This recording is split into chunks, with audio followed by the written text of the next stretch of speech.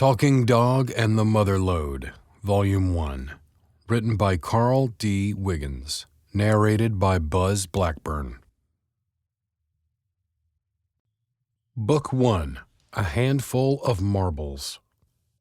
This book is dedicated to my mother, Ruth Ann Spillman, born May 24, 1940, died October 13, 1964. Forward.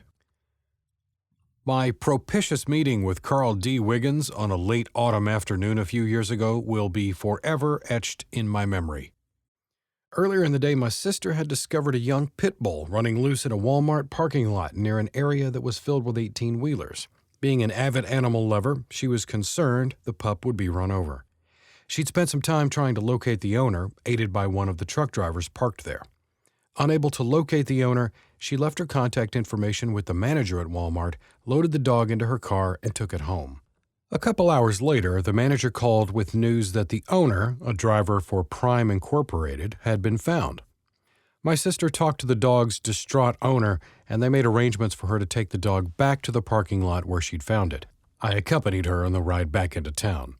As my sister and I stepped out of her car in anticipation of returning the dog to its owner, the man who had earlier tried to help locate the owner, also a Prime driver, suddenly appeared with his camera and began taking pictures of the joyous reunion between the dog and its owner. It truly was a camera-worthy event. When we asked if he was a photographer, he said, "Yes, my name is Carl Wiggins, and I'm a writer, too." My sister replied, "Well, that's interesting. My sister here is an editor." At this announcement, Carl looked at me and said, "Wow, I've been looking for you." Then after a moment, he continued, "Well, I'm not really a writer. In fact, I haven't really had much education, but I'll promise you one thing, I can tell a story." With that, he asked me to follow him to his truck, where he climbed up into the driver's seat and bid me follow partway up the steps. I could see his laptop propped against the steering wheel. As I stood on the top step, hanging onto the door for support, he said, "Here, let me read you this story I'm working on." With that, he proceeded to read a portion of one of the stories that appears in this book.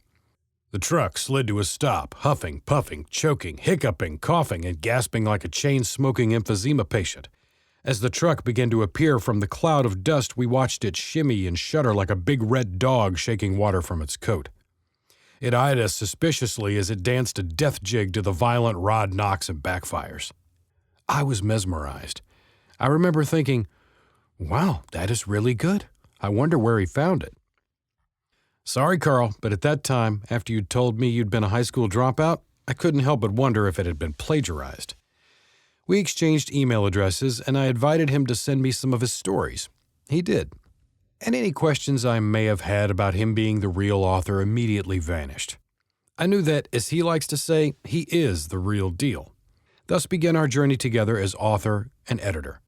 Over the years, that has morphed into friendship and respect. Carl's stories are of his journey through life, beginning with some of his earliest memories in this book. They range from poignant to heart-wrenching to painfully honest, often filled with contagious humor, and always with such vivid descriptions the reader has no problem feeling the scene. This book, the first of a series, covers the time from his earliest memories to his late teenage years. Future books will progress through Carl's various experiences, including rocky, dramatic, sometimes hair-raising, but always entertaining stages of his life, culminating with his survival, overcoming long odds, ending with some of his life's successes in the final book of the series. By the time you finish reading this book, you will eagerly look forward to the continuation of his life's saga, and you will agree with me that Carl D. Wiggins is a writer and storyteller par excellence. Joe Massey Johnson, Editor. Introduction. I really admire Jack's acting skills, and nobody does intense better than Jack Nicholson. The film A Few Good Men climaxes during a courtroom scene where Tom Cruise, playing the part of a young military prosecutor, has finally gotten to the salty old colonel with his intense questioning about whether or not the colonel had ordered a code red. The prosecution demands the truth, and finally the old colonel cannot take it anymore. He stands up in the witness box and explodes, delivering the famous line, "The truth? You want the truth? You can't handle the truth." Well, that is my question to you, the reader. Do you want the truth? Can you handle the truth? If you hesitate in answering, then this is not the book for you. Because over the course of this series, I am going to smash you right in the fucking face with fists full of truth and shower you with confetti of lies, defeats, successes, failures, sticky, funny, clean, nasty, filthy, survival, violence, hope, sex, drug-crazed dysfunction, peace, mental illness, life, death, dreams, depression, rainbows, suicide, love, hate, incarceration, masturbation, moral, immoral, satirical drag queens, crime scenes, midgets, mushrooms, maniacs, UFOs, truck stop hoes, and road stories that are going to kick your ass. I shit you not. This storytelling buffet, this smorgasbord of smash-mouth story sandwiches will make Fear and Loathing in Las Vegas look like a slice of dry white bread lying on a cheap white paper plate. Prologue. In the beginning there was light. That light was love. That love was my mother. If memories of my mother were marbles, then all of mine could be held in the palm of a small child's hand. Like an aged black and white snapshot in the family album, I see a small child. He is bundled, stuffed, and puffed like a starfish into his winter clothes. His dark eyes stare back at me from under the hood of his coat. His arms stick out from his sides, his hands bound in mittens, his short legs are planted in black rubber boots. The black and white memory of leaving California and his mother behind on a long train ride to Kansas are frozen in his eyes. Years later, now a teenager, I smoked and thought about my father. My feelings were a mixture of anger, hatred, confusion, and sadness. I smoked and reflected on why I'd left home in the first place. The sound of a straining diesel motor brought me back from the memory of how I'd ended up there on the side of the road. I raised my arm and stuck my thumb out. Thus began my journey toward manhood. Chapter 1. In the Beginning. For some reason, I remember the ride from California as a train ride, but it may have been a bus. I was picked up and taken to my Uncle Ray's house, where my cousins, Maggie and Gloria, walked me down the crunchy, white snow-covered path and into the warmth of Grandma's house. My cousins fawned over me and delighted in my telling a story about jelly spiders from an Edgar Allan Poe movie I had just seen. This grainy, scratched black and white memory is all I have left from that night. Winter faded to spring, and the ringing sleigh bells from the horse-drawn ice cream wagon brought the long, hot days of summer, where we bought popsicles, played and stomped around in mud puddles, and caught tadpoles. In the fall, I was enrolled and started kindergarten and learned to ride a bike. Freeze frame. I'm standing behind my grandpa Otis, both of us eating the forbidden red-hot candies he kept hidden in the bookcase right behind the Encyclopedia Britannica. Grandpa was a diabetic. Grandma would have thrown a fit if she'd caught us sneaking the candy, but we were sweet co-conspirators and kept our secret hidden very well. I would stand behind him on the couch as we ate the Red Hots and comb his hair with an old tortoiseshell hairbrush while we watched the Lawrence Welk show. One thing I will never forget about living at my grandpa's house was the smell of his pancakes. Grandpa's pancakes were about an inch thick and as big around as the black cast-iron skillet he cooked them in, and he served them smeared with butter and Smucker's grape jam. I remember coming home from school one day to find a gift-wrapped present from my mom. I remember begging and crying to open it, but I was told I couldn't open it until after dinner. I cried my eyes out until dinner time, and then could only choke down a few mouthfuls in between stuttering sobs. Finally, I was allowed to open the present. I tore off the wrapping paper and, oh my God, it was an army set. There was an army machine gun and a camouflage army poncho and an army helmet with plastic camouflage sticking out the top and a plastic canteen on a belt. I loved playing army more than anything in the whole world, and I would stalk through Grandpa's orchard fighting the Japs. My cousins and I often played army using my grandpa's old Diamond T truck as our command vehicle. I even had a winter coat that kind of looked like an army jacket. Years later, my Aunt Barbara told me that I'd sneak it out of the house and wear it even on hot summer days. One day that summer, after the end of the school year, my mother showed up. It was the happiest day of my life. I remember waking up with her on the couch the next morning. I remember getting up and going to the kitchen to look on the table because every morning my Uncle Elwood would leave a Liberty Head dime for me. I would take the dime and run up the path to my Uncle Ray's mechanic's garage and buy a bottle of pop. I can still smell Gojo hand cleaner and grease and hear the static crackle of his ham radio as he worked on cars. Uncle Ray would always greet me with a, "Hey, Carl Duwan," which was a play on my middle name, Dwayne. The other memory I have of my mother being there was of my dad chasing her with the garden hose and spraying her until she escaped into the house. The next memory I have is of living in a small gray house in North Lawrence, Kansas. I was in first grade at Woodlawn Elementary School. My best friend in school was a black kid named Grady. I remember us getting into trouble one time for laughing in class because I'd drawn a picture of the teacher with a big snotty booger hanging out of her nose. For me, it's usually colors that flash me back to memories of that little gray house. Certain shades of blue, red, and yellow will flash me back to the park that was across the street from the little gray house. Mounted on big coiled springs were the red hippo, the yellow duck, and the blue pig. The merry-go-round platform was divided like a pie, each slice painted the same particular colors as the duck, hippo, and pig. It was beat up and tilted, and there was nothing more fun than seeing how fast it could go, then stepping off to try to walk. I remember my mother waking me up one morning and rushing to get me ready for school because she'd overslept. She dressed me in black slacks and a white button-up shirt. Then she sent me out the door with these words, "Hurry now, and run your little legs off." One night as I lay on the couch watching the Andy Griffith Show, my dad and mom began fighting. My dad was yelling, and my mom was crying. At some point, my dad called me in the bedroom and asked me, "Who do you want to stay with, me or your mom?" I answered, "Both." I remember very clearly the room was in disarray. The bottom drawer had been removed from the dresser, and lying on the floor under where the bottom drawer was supposed to be was a rifle. The next thing I remember is being in a car in the driveway with my brother and an old cat we had adopted. The cat's name was Balls because, well, he had great big balls.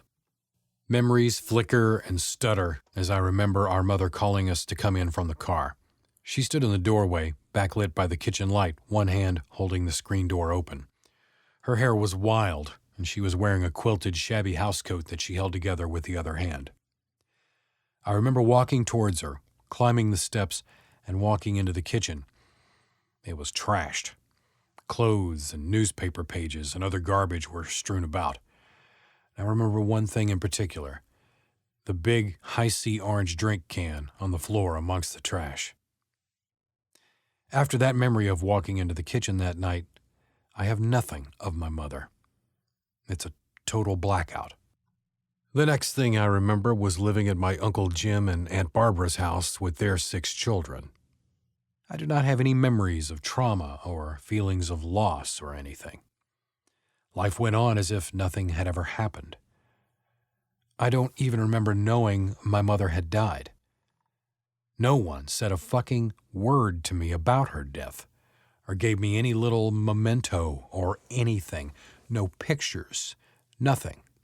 It was like she'd never existed. Later, as I grew older, I used to wonder what had happened to her stuff. Everyone has stuff. Like she must have had earrings, rings, or bracelets, a watch, clothes, a scarf, something. But there was nothing. Over the years, I'd hear rumors and whispers about the mysterious circumstances surrounding my mother's death. I heard all kinds of stories over the years. The worst was what I heard from a cousin recently. "We all knew your dad killed her." Well, that's fucking great. But no one said shit to me about this as I was growing up. 52 years later, I don't know any more now than I did then, and that is fucking sad. My mother's name, let alone anything about her or her family, were never spoken in our house. I was in my late 40s before I became reacquainted with the daughter of my dad's brother, who became my favorite cousin. Because she was so much older than me, I called her Aunt Jane. In my effort to collect information, I once asked her, did I even know my mom had died? Aunt Jane said, "Oh yes, honey, you knew." She went on to explain that after the funeral that we 3 children were denied attending, the relatives who attended had come home only to find that I was missing. Jane told me she was the one who found me. She'd found me out behind my grandpa's oat barn, sitting on his old tractor. Jane said, "Carl Dwayne, when I saw you sitting up there, you had the biggest, saddest blue eyes I'd ever seen." Aunt Jane eventually uncovered a few treasures that had been hidden in relatives' attics for over 40 years. My dad's sister, my Aunt Doris, produced a handwritten letter from my mom that had been sent from California to her when I was a baby. There was also some kind of cloth Marine Corps memento that my dad had sent to my mom while he was stationed in Cuba, and a pair of earrings she was supposed to have been wearing when she was buried. How Aunt Doris got them, I have no idea, but, bless her heart, she'd saved them and eventually gave them to Aunt Jane to give to me. With my Aunt Jane's help, I spent the next few years hunting down more clues and looking for answers. Aunt Jane also tracked down my mother's sister, Shirley, an aunt I never knew existed. Jane contacted her and asked her if she would meet with me. A few weeks later, I did meet with her, and she was the meanest lady I ever met. The meeting did not last long, and I wasn't sure it had been worth it. The first thing Aunt Shirley said as we sat down at her table there in her farmhouse was that there were things I should know but wouldn't want to hear. I passionately disagreed and told her of my journey to uncover the truth, and I pleaded with her to tell me. She refused. I thought, well, you fucking bitch. Then why did you even bother to say anything at all? I was pissed. The first meeting was very brief, and I left angry and confused. Aunt Jane and I scheduled another meeting, but I insisted on Jane going with me. This meeting went better, and Shirley warmed up to me a little. After I heard her stories, I came to understand why she was such a hard woman. But her refusal to give up the secret, I cannot forgive. Aunt Shirley had a limited education. She'd married early and had had several children. Later in life, her husband discovered he had a terminal illness and committed suicide, leaving Shirley with a mortgage and mouths to feed. She had returned to school late in life and earned her high school diploma. She did not stop there. She went on to become a para-engineer and had worked for the Kansas Department of Transportation until she'd retired. She lived on the farm until her death a few years ago. But I will never understand her keeping information about my mother from me. And that has been the way it has always been. Rumors. Speculation. People hinting, but not wanting to talk. At least once I've heard that they all knew all along that my dad had killed her. Great. But we children, her children, were denied the entire grieving process, robbed of any participation in the funeral, and everything she was, everything she had owned, every detail of her life, what her favorite color was, or what her dreams were, or what foods she liked best, were swept up like so much trash and thrown into the river, along with the rifle she was shot with. The story goes like this. During a heated argument, my mother stormed out of the house with the rifle and went behind the car and shot herself in the stomach, where my father found her some time after. My father had then called an ambulance and my mom was rushed to the hospital. He'd followed shortly after, but not before he stopped and threw the gun into the Kansas River from the bridge. Why he did that is still a mystery, but throwing the gun into the river just screams guilty to me. From all accounts, my mother survived for 3 days in ICU. Going through therapy after I was released from prison, my shrink took me to Lawrence, Kansas, and we secured her death certificate and a short article from the Lawrence Journal World about the shooting. I did note that the article stated that she died from gunshot wounds, plural, to the stomach. My mother died in ICU when the nurse had stepped out. While the nurse was out, my mother threw up, started choking, and went into cardiac arrest. They could not save her. They could not save us, her children, either. We were left to navigate this journey without her support. To this day, I am lost. When I was 14 years old, my father and I were at a park. It was one of the many times he and my stepmother were battling. He asked if I had any questions about my mother or her death. Honestly, I cannot remember if I asked any questions at all, but probably not, because I was terrified of my father. Just before his death in 2009, I tried to broach the subject again. He said, "I gave you your chance to ask questions that day in the park." I replied, "Yes, but I was 14 then. Now I am 48 years old and my questions are different." I also thought to myself, "And I'm not fucking scared of you anymore." But he refused to talk. And now anyone who's ever touched my mother's life has died, including Aunt Shirley. The door is closed. All I have is all that I will ever get. Over the years, I've secured a few photos, a letter, and a pair of earrings, and that's it. I feel so much anger about how we children were denied awareness, but I have learned to live with it, sometimes surviving only by self-medicating with drugs and alcohol. That poor sharecropper's daughter, my mother, Ruth Ann Spillman, was in the end to receive the final injustice by being buried next to her father, Arthur Spillman. I've secured from my sister the legal court documents charging my mother's father with rape and having carnal knowledge of his 11-year-old daughter. In the transcripts, I read that he had also violated her other sisters, but they'd refused to testify against him. So Arthur Spillman had pleaded not guilty. My mother, according to the transcripts, showed her Jane Wayne grit by being the only one willing to testify against him. Upon learning of my mother's willingness to testify, Arthur Spillman changed his plea to guilty and was sentenced to 1 to 15 years in the Kansas State Penitentiary. Arthur Spillman served a mere 5 years and was released. My father told me he was welcomed home like a conquering war hero. Being buried next to him was the final indignity to her life. My mother had been married to another man at the age of 14 years old and then was divorced. She then married my father and bore 3 children. She was dead at 24 years of age and then buried next to the father who had raped her. There was no justice for her. My mother loved us. She never would have committed suicide. I still have lots of questions that will never have answers. This is all the information and memories I have of my mother at this time, except for one great piece of evidence that proves she lived and that she was a beautiful woman full of life.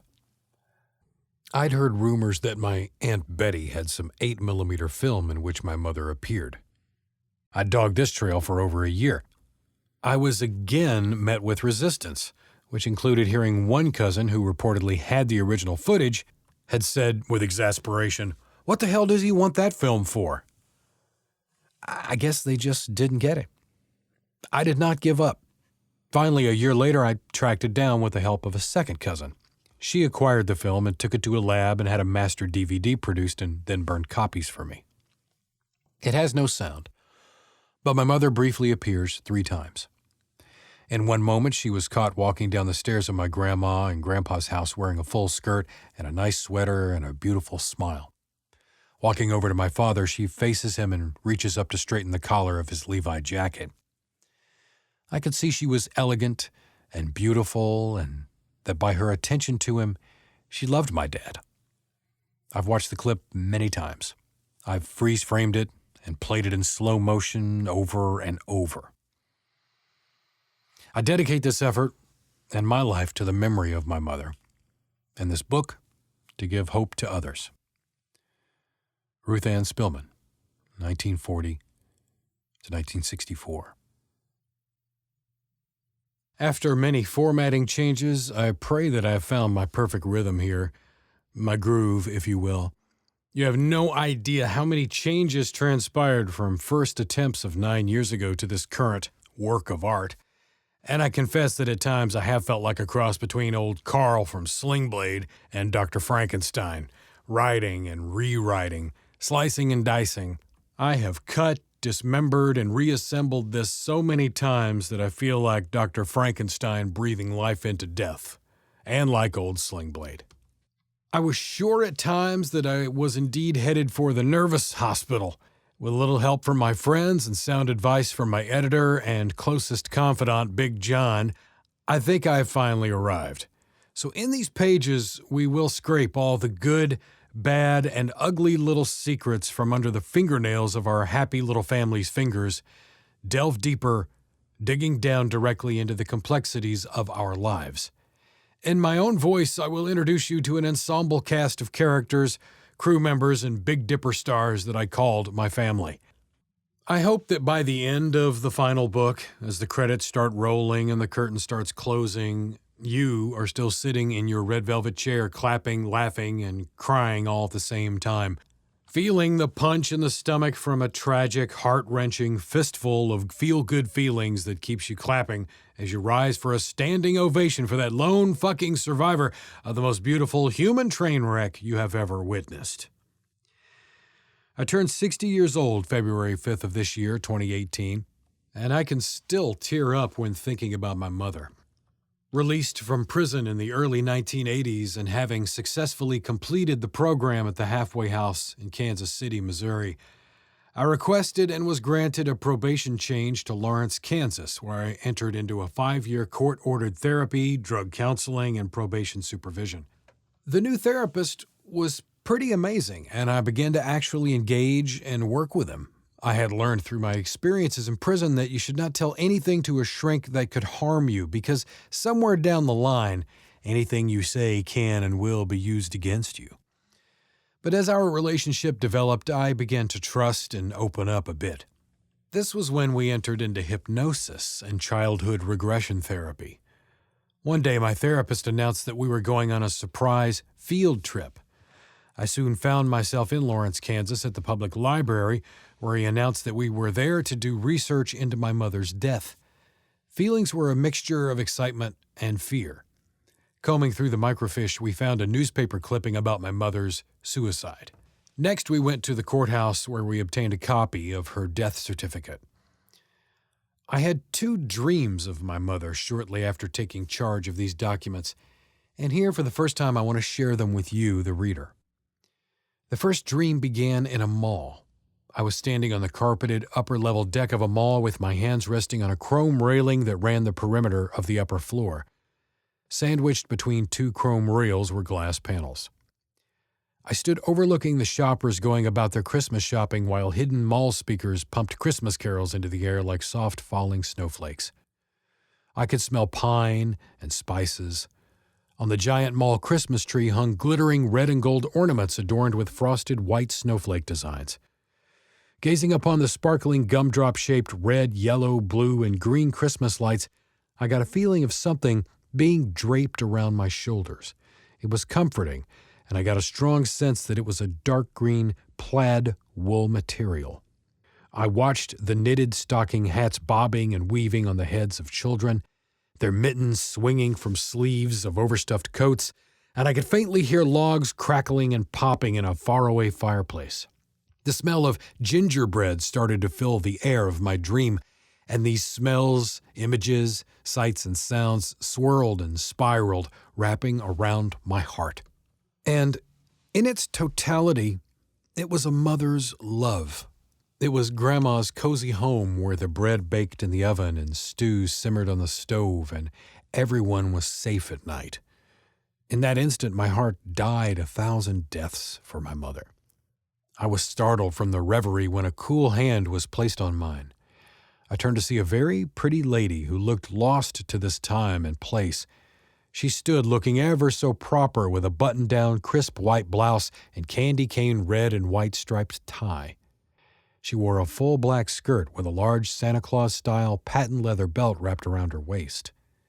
Her jet black hair was cut straight across shoulder length, with Cleopatra bangs to the top of her rather thick eyebrows, and she was perfectly made up like a poster-perfect model for the 1930s something new Maytag washing machine advertisement that promised women more time to be better wives and homemakers by freeing them from the time-consuming drudgery of hand-washing clothes. I looked at her, and her deep red lips parted, revealing perfect white teeth right below a perfect little pixie nose. Then she tilted her head slightly to one side and said, "You're Ruth Ann's son, aren't you?" I was hypnotized by her deep blue eyes as she seemed to look right through me. I answered, yes, I am. Do you know her? Do you know where she is?" The lady replied, "Yes, I do know her. She is the head of our art department, and she is downstairs waiting for you." She then took me by my hand and led me to an escalator that was forever moving downward. As we got to the point where we were about to step onto the escalator, I remember looking down, and I saw at the bottom of the escalator double doors with the words "Art Department" stenciled above them in red lettering. The feeling I had is beyond description. My heart was pounding and about to burst. My eyes flooded and my mouth opened to scream, "Mom!" But nothing came out. In that instant, it all vanished as I awoke. I awoke with a big lump in my throat and tears streaming down my cheeks, and I could hear my heart pounding as I opened and closed my eyes shut tight again. I desperately tried to return to the dream, to run as fast as my little legs could go, back to that magic escalator and my mother. But it was too late. Chapter 2. Maple Lane. I remember my father showing up to my grandma's house one day and taking me to a scary place way out in the country. This is where I met my replacement mother, Helen, and her two sons, Rodney and Donnie. Rodney was 1 year older and Donnie was 1 year younger than me. As a child, I was terrified of their entire family, the general living conditions and lifestyle of these people. There was Grandpa Charles Monkey Bryant, Grandma Millie, and Helen's brothers Chuck, Clifford, Wade, and sisters Dolores, Bertie, and Sue. They were very superstitious people. I remember going there was a dark, scary experience. Often they all sat around the table talking of spirits and ghosts. There was no indoor plumbing, and water had to be hauled from the well. When you were in need of a bathroom, you had to make a dash for the outhouse. There was always the smell of smoke from the wood stove on cold days, and the smell of hay and cow shit when you were outside. And to spark the terror of a young imagination such as mine, there was the story of the farmhand that had died in the barn when a bunch of hay bales fell on him. His name was Knip, and their talk of his ghost roaming the farm at night scared the shit out of me. I was a city boy, a sheep amongst wolves, and my new cousins were rough and tumble scrappers. This especially scared the shit out of me. There was early morning coyote hunting and beaver trapping and animal skinning and gutting and butchering. To my young, sensitive spirit, it was like waking up in a scene from a horror movie. I absolutely hated it. The fighting, wrestling, and the killing and eating of wild game, it was completely bizarre to me as a child. I was treated well enough, though, by Grandma Millie, and in general, I was accepted by the tribe. These aforementioned experiences were thrust upon a 6-year-old boy already traumatized by the sudden and recent loss of his mother. It was vivid, it was visceral, and stayed with me through my lifetime. These memories were only those of a small child in a foreign land. I respect and admire the Bryants. I cannot begin to tell you how surprised I was to find that the cousins I was closest to, like Dwayne, with whom I am closer to and know best, went on to become a U.S. Army veteran, certified diver, an accomplished shooter and hunter, a gourmet cook, a CDL holder, and pilot. Charles Hale went on to become a hard-riding Harley man and truck driver, known to me all my life as Charlie Brown. Unfortunately, he died in the early morning fog while riding his hog. R.I.P. Charlie Brown. Jeff, Charlie Brown's brother, went on to become an engineer for the railroad and then became a safety director of a major trucking company. He is also an accomplished archer and very active outdoor enthusiast. Natalie, Jeff and Charlie's sister, became the head of the Lawrence, Kansas HUD office. Their brother Dwight became a truck driver. David is a tree trimmer. Carla became a great mother and homemaker. Currently, I do not know what Charlie Brown's sister, Kathy, does. I look at all these memories and those experiences now through a much clearer lens. I've become reacquainted with all these cousins after more than 30 years due to the power of Facebook, and they've even treated me more like family than my own blood family. With all due respect, I say I am humbled to be called family by these fine people. Again, I do not remember my brother or sister ever going with me and my dad out to that farm.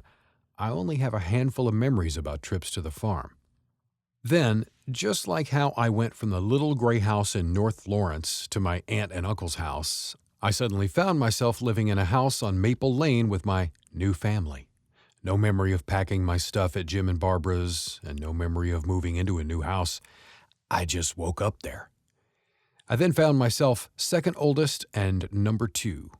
I was replaced by Jody, as we called him in the early days on Maple Lane. At first it was almost normal, but the dark, tragic comedy was about to begin.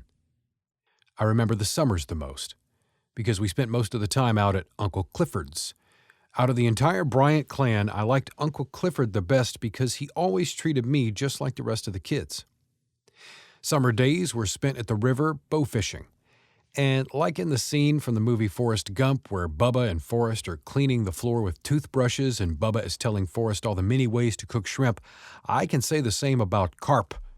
We ate boiled carp, baked carp, fried carp, carp on a stick, carp soup, carp kebabs, carp burgers, carp stew, grilled carp, cold carp salad, barbecue carp, pickled carp, and, well, you get the point, right? We ate a lot of carp. As a child, I personally hated living like this. After the tragic loss of my mother, I would soon find out that the real nightmare was still to come. In our first year together as one big happy family on Maple Lane, Jody took control of the family like a demon child right from the start. Our lives revolved around him and his moods and his relationship with his mother. Jody, or Rodney, as he will be referred to from here on, immediately began to bully my brother, my sister, and me, calling us names and beating me up on a regular basis. Rodney could do anything he wanted, and my father couldn't say shit about it without causing a fight with Helen. Rodney knew this, and he exploited this knowledge to the fullest. My father seemed to think that he had to prove to Helen that he loved her and her kids more than he loved his own children. It didn't happen daily, but it happened often enough where he would single us out for punishment and whip us with the big black belt to appease Helen. One time stands out in my memory.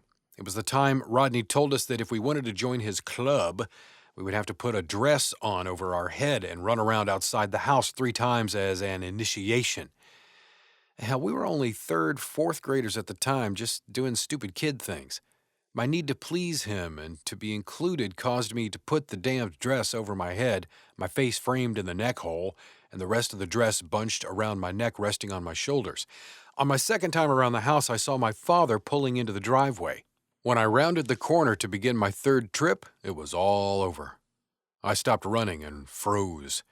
He got out of the car and said, "What the fuck are you doing? Get your ass in that house right now!" He followed me inside and ripped the dress off my head. Then he pulled off his belt and told me to drop my pants. I was completely terrified and confused. He grabbed my wrist and started beating my ass in the back of my legs with the belt as I ran in circles trying to get away from the searing hot licks. When he was done beating me, my ass and legs had huge red welts on them. I was really scared, crying my eyes out from pain and from not understanding why my own father would do this to me just for running around the house with a dress on my head. The beating and verbal abuse was just the warm-up. Then he made me completely undress. Standing there, buck naked, he made me put the dress on. He then ordered me to walk outside to the mailbox and back while he shouted homosexual comments like, "Do you want to be a girl and wear dresses? Are you fucking queer?" I walked, sobbing with stuttering intakes of breath, hot tears running down my cheeks while my brothers and other kids who were playing outside watched me. I walked with my ass and legs exposed all the way to the street and back. This completely broke me. Rodney, of course, was not punished. As the years rolled on, and as Rodney grew older, he grew bolder and got into more and more trouble. As our parents fought more and more about Rodney, We just learned to live with crashing coffee tables, breaking dishes, ripping clothes, hair pulling, and violence. It seemed like the screaming would never stop. Rodney lived in the eye of the storm and did whatever he wanted, protected behind his mother and our closed doors. One of the last memories of my father's violence on Maple Lane was of my brothers and me walking up to my grandma's house on a Saturday afternoon. Back then it was a dirt road. Boys being boys, we took our shoes off and stashed them in the weeds on the side of the road and continued to Grandma's house barefoot. Later that Saturday night, our father called us together to inspect our clothes for going to church, which only we kids attended. It was during the mad scramble to produce our clothes for inspection that we remembered we'd left our shoes on the side of the road hidden in the weeds. Oh, shit. The grilling began, and in short order the truth was pulled from us like a rotted tooth by a sadistic dentist. It was like he knew all along we'd left our shoes there.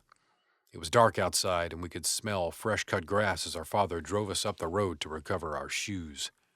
We stopped him at the place where we'd hidden the shoes, but when we got out, we saw, to our horror, that the tall weeds had all been mowed down. Our shoes, or what was left of them, were shredded and all over the place. 4 pairs of shoes were strewn like confetti in the weed stubble.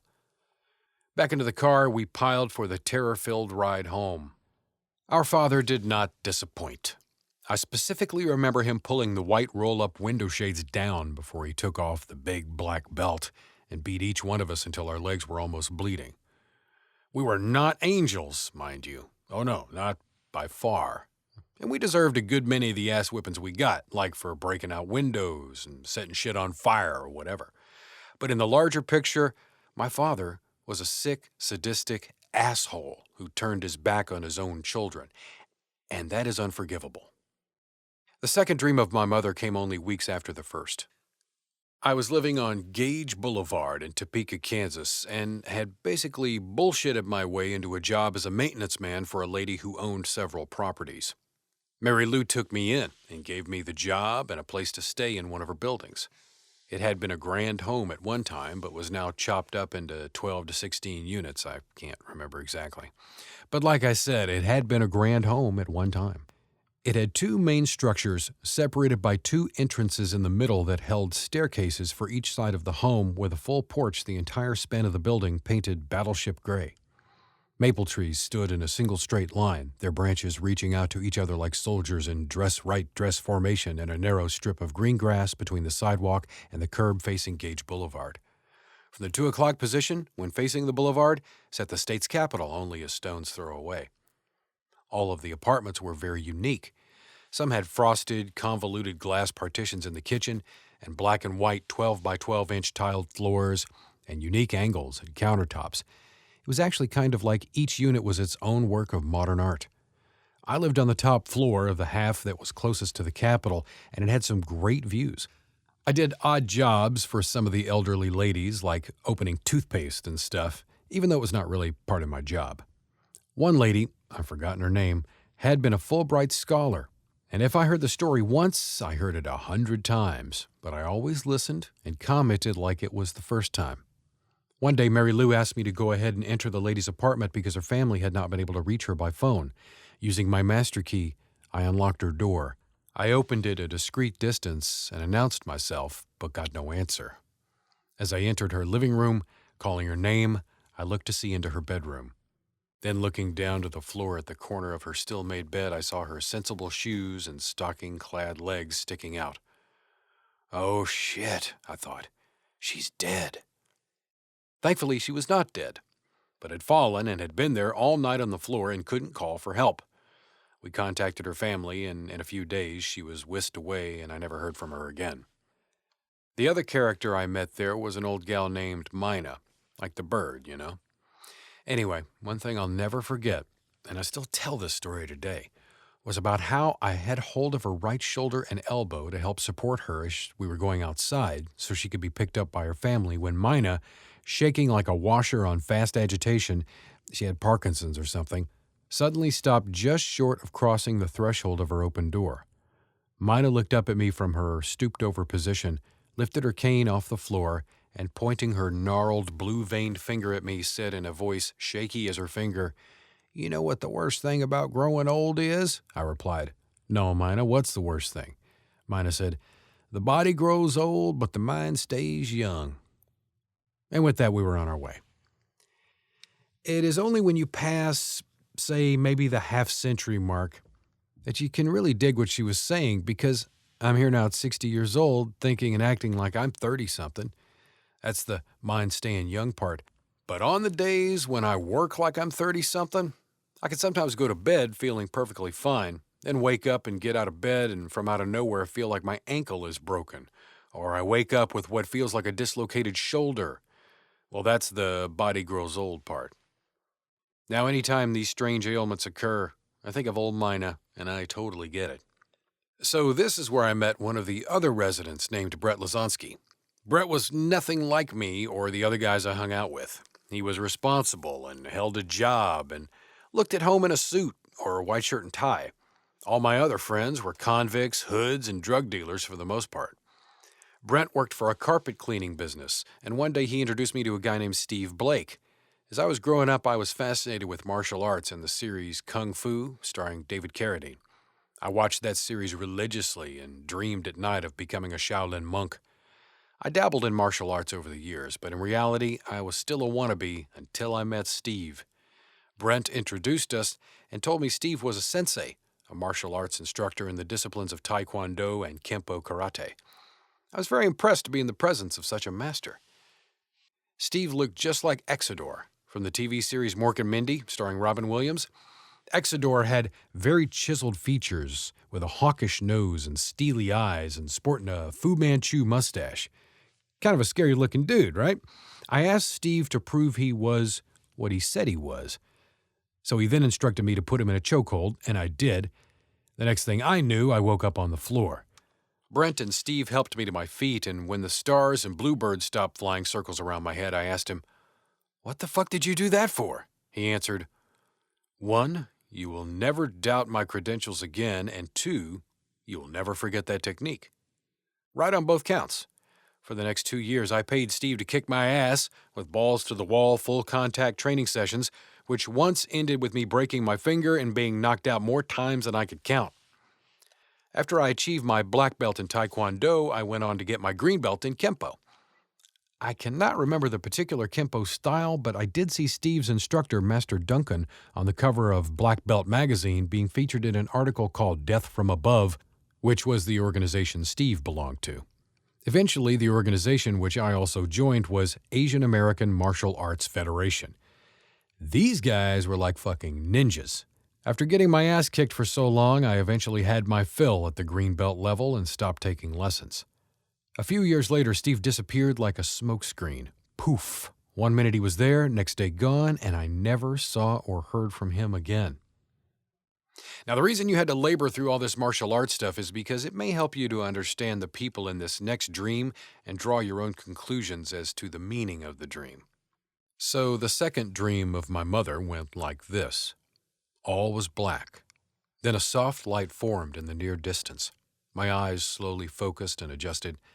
I could see a curtain hanging from a chrome rod that sweeps around in a horseshoe shape above a hospital bed. It was pulled open and pushed up to the wall on the left. Monitor screens grinned with glowing, ghostly, green pulsing blips that were making small, steady beeping sounds. There was someone lying in bed, and another shadowy figure was leaning over the figure. Then I was hovering, floating over the bed and the two people. I was startled to see it was my mother lying there, with the hospital blanket pulled up to the base of her throat. I saw a glint of surgical steel in the hand of my father? My mother's face and throat looked like they were made of wax. Then my dad took the scalpel and reached over and started slicing her throat from her right to her left. As the glinting steel did its dirty deed, it cut a swath across her white throat like a speedboat parting the waters of a calm lake. My mother's waxy throat opened, revealing dark red muscle and gory globs of white waxy tissue underneath, but no blood. It was dry and silky smooth as velvet. My dad turned his head slowly and looked right into my eyes with a look that seemed to say, "See how easy that was?" His eyes were black holes and his face was void of emotion. The next thing I knew, I was in a taxi, and my father was sitting next to me, calmly looking out the window. I was panicked and started looking for a way to escape the cab. I screamed for the cabbie to pull over and let me out, but he was like a robot or something and ignored me completely. I was screaming and beating on the window that separated the front seat from the back, and my father just stared at me with his soulless black eyes. Then his image flickered into flames, and I saw a horned devil standing, burning, with his pitchfork in hand. Then it was gone in an instant. I continued screaming while trying to escape the taxi from hell, but there was no door handle, no window crank, and I was going insane. The next thing I knew, the cab driven by the robot had stopped and the door just popped open. I find myself falling backwards from the open door of the taxi from hell. I landed my ass on the black asphalt and began scrambling backwards, crab-like, scuttling as fast as I could to get away from the satanic image of my father, who sat in the back seat, calmly staring at me with those soulless black holes. I got up and tried to run, but it was like trying to run in pants and shoes made of lead. I kept falling down and getting up, trying to go, but my legs were just too heavy. Panic and adrenaline kept me getting up, and the desperation to make my legs run was maddening. I saw a flashing red neon sign, blinking like the bloodshot eye of a drunk, as it silently chanted, "Bar, bar, bar." I finally stumbled a few feet down the street, and crashing through the door, I landed in a heap on the floor. No one seemed to notice me. I stood up and looked around, and sitting at the bar were my sensei, Steve Blake, and puffing on a Sherlock Holmes pipe was my shrink. Like this fucking dream nightmare had not been weird enough, right? I'd lost the lead shoes feeling now, so I kind of floated over to the bar between Steve and my shrink. Steve handed me a drink, and the shrink said, "I was wondering if you were going to make it." I looked from my shrink to Steve, and Steve asked, "You remember everything I taught you?" I was a plate glass window. I was the brick being thrown through it. And all wrapped into the fear and confusion, I came crashing down, breaking into millions of shimmering shards of madness. I woke up sitting straight up in bed, sweating cold and clammy, my mouth open, gasping, gulping air like a dying goldfish. I never had another dream about my mother after that. Chapter 3. The Loneliest Sound in the World. As you come to know me better, you will notice I use a lot of music references, guilty as charged. I love music, but mostly I loves dem blues. It seems I have a jukebox in my head and it plays music at random, usually in the morning and frequently throughout the day, and often without warning. A quarter clinks and a robotic arm drops the vinyl onto turntable, and the old jukebox lights up and starts rocking. I sometimes imagine the DJ as a shadowy figure in a cowboy hat leaning against the jukebox with a broken heart, wearing Wranglers and a cowboy shirt with a pocket full of quarters, drinking from a frosted mug of cold beer. Usually, like right now as I'm sitting here writing, I can hear the quiet plop of the 45 onto the table, a soft static sizzle, and the snap-crackle pop that only vinyl can give. I listen to the beat for a few seconds before I recognize Dave Alvin doing a little number called Gary, Indiana. When I hear the lyric, "I'm old and gray and running out of time, but you should have seen me, brother, when I was young and in my prime." The meaning, the understanding of that line, hits me like a brick thrown through a window.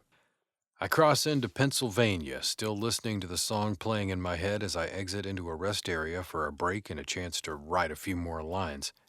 I park the beast and lean into my captain's chair to relax. I close my eyes. In the mirror of my mind, I look down the long road of my life. I think about my dad and the millions of miles I have traveled in this old truck of mine. In the blink of an eye, the young man is gone, and I am, like the song says, old and gray and running out of time. I finish my break and fire up my beast. I exit the rest area as the tick-tock of the clock reminds me not to be late. I finally arrive at the shipper and get my chores done. I spend some time writing and go to bed. I get up with the sun and brew my coffee and have a smoke. I check out happy to leave behind the smelly, dusty meat processing plant in Hazleton, Pennsylvania. It's about 11:30 in the morning, and I'll be 600 miles and a long way from nowhere when the day is done. High noon, the cowboy drops another quarter, and Bob Seger spins on the turntable. The song Against the Wind works its magic on me. Man, do I feel it when I hear the lyric. I'm older now, but still running against the wind. Again, I think of my father. I am overcome with loneliness and sadness. I flash back to my childhood and visions of him sitting in an old white Pontiac with 5 children, homeless and broke, in a parking lot in California. Rolling down the highway, I look around and realize that this is my idea of a beautiful day. It's a cool 57 degrees, and the dapple gray clouds blend with the fine mist that shrouds the rolling green hills like a mink stole draped across an elegant lady's perfumed shoulders. Trees stand with their branches covered in flaming colors of burnt orange and deeper shades of crisp apple red. They stand stretching, reaching out and up into the sky and through the veil, in silent, shivering surrender to the coming of winter. I see a white horse, spirited, trotting, pulling a black carriage with a lone dark figure inside. This is Pennsylvania Amish country.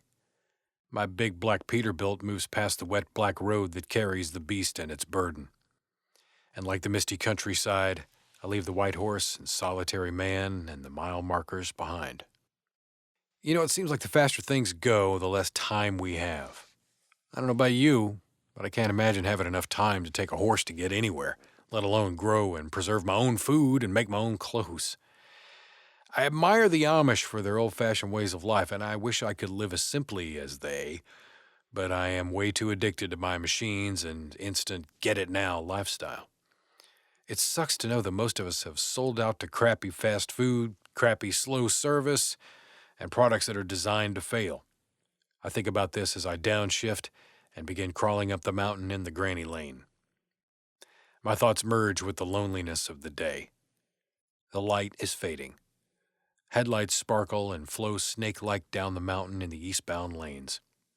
My ears pop as I climb higher, headed west on the Pennsylvania Turnpike. Cold raindrops splatter on the windshield, catching fire in the glancing headlights of the eastbound traffic. Nature, in its perfect balance of intricate complexities, crashes head-on with man-made mechanical devices.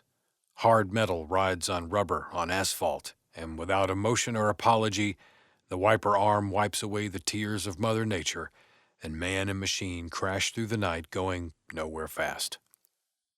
I turn on the radio and the Beatles are singing about all the lonely people and asking, where do they all come from? I am transported back in time to this little gem of a story that I've kept secret all these years, deep in my pocket like a perfect little pearl. The rusted, crusted slice of white bread Pontiac rocket ship blasted off, carrying 7 souls and all their worldly possessions on 4 of the baldest, mismatched tires you've ever seen. The poor beast had no heater when it blasted off from Lawrence, Kansas on one brass monkey ball-freezing morning in the winter of 1966. The beast's exhaust churned out a cylindrical exhaust plume that hung suspended above the road in the frigid air like a long, perfect, vaporous Dairy Queen vanilla blue ice cream swirl. Burning on the dash was a shrine of 20 or more candles, their little flames flickering and wavering, teasing the frosty windshield with promises of heat. My dad called this a poor man's defroster, and I didn't know if it was because both the defroster and my dad were broke, or because defrosting the windshield with the candles was a poor idea. California was calling my father's name with promise of warm sunshine and greener pastures. He was a slave to the calling and couldn't resist the temptation. My dad was a seeker and a treasure hunter with a heart of pure gypsy gold. So into the beast we went, and away we rolled with all 5 of us kids wrapped up in blankets in the back seat like little burritos. The plains of Kansas drifted by, dotted with windmills. Oklahoma and Texas melded into exotic New Mexico. A day later, late into the afternoon, we were deep into New Mexico when my dad stopped at an Indian trading post and bought each of us a cheap beaded belt. My younger brother Ronnie threw a big fit because he wanted a cowboy hat. My dad said the belts were all that he could afford, but that didn't stop my brother from whining and crying about not getting a cowboy hat. Back in the road and about 5 miles of my brother's crying and whining, my dad reached across the back seat and said, "Let me see that belt." Ronnie laid the belt across my dad's outstretched hand, the same hand that could smack the shit right out of one of us without even looking, and with one fluid action, his hand holding the belt flew to the steering wheel. His left hand cranked the window down. Throwing the belt into the void, he said, "Okay, fuck it. Are you happy now?" The hungry highway quickly gobbled up the belt, burped, and said, "Thank you. Thank you. Thank you very much," in a pretty damn good Elvis impersonation to the ass of the beast as it retreated into the gathering gloom of sunset. The beast's taillights switched on, trailing a warm red glow, kissing the road like the king that it truly was. And the beast drove on, minus one beaded belt. From Flagstaff, we headed south into the blazing Arizona desert. The beast sweated and groaned, and the blast furnace heat sucked the life right out of us. The giant saguaros stood stolidly watching as we passed, passive and resigned like thorny, spine-covered souls burning in the hot sands of hell. The beast carried its burden, fleeing into the perspective of the wet, shimmering mirage of Interstate 10, the California border, and the greater, greener fields of my father's dreams. The old white Pontiac was just crossing the Colorado River outside Blythe, California, when a whirring, swishing, slapping snare sound began growing louder and louder, forcing the beast onto the shoulder of the road. All four of the doors opened and the beast spit us out. We all gathered behind our father at a safe distance as he knelt at the front passenger side tire. I could see there was about 8 inches of metal mesh protruding from the oh-so-thin layer of rubber that was between us and a blowout. I think you could have, at that point, just poked your finger right through the tire and it would have been grateful to have expired. The layer that separates all things from each other just doesn't get any thinner than that.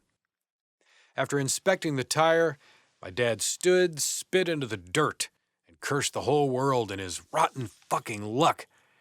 Then ordered everyone back into the car, got in himself, slammed the door, pulled back onto the highway, and drove away hunched over the steering wheel.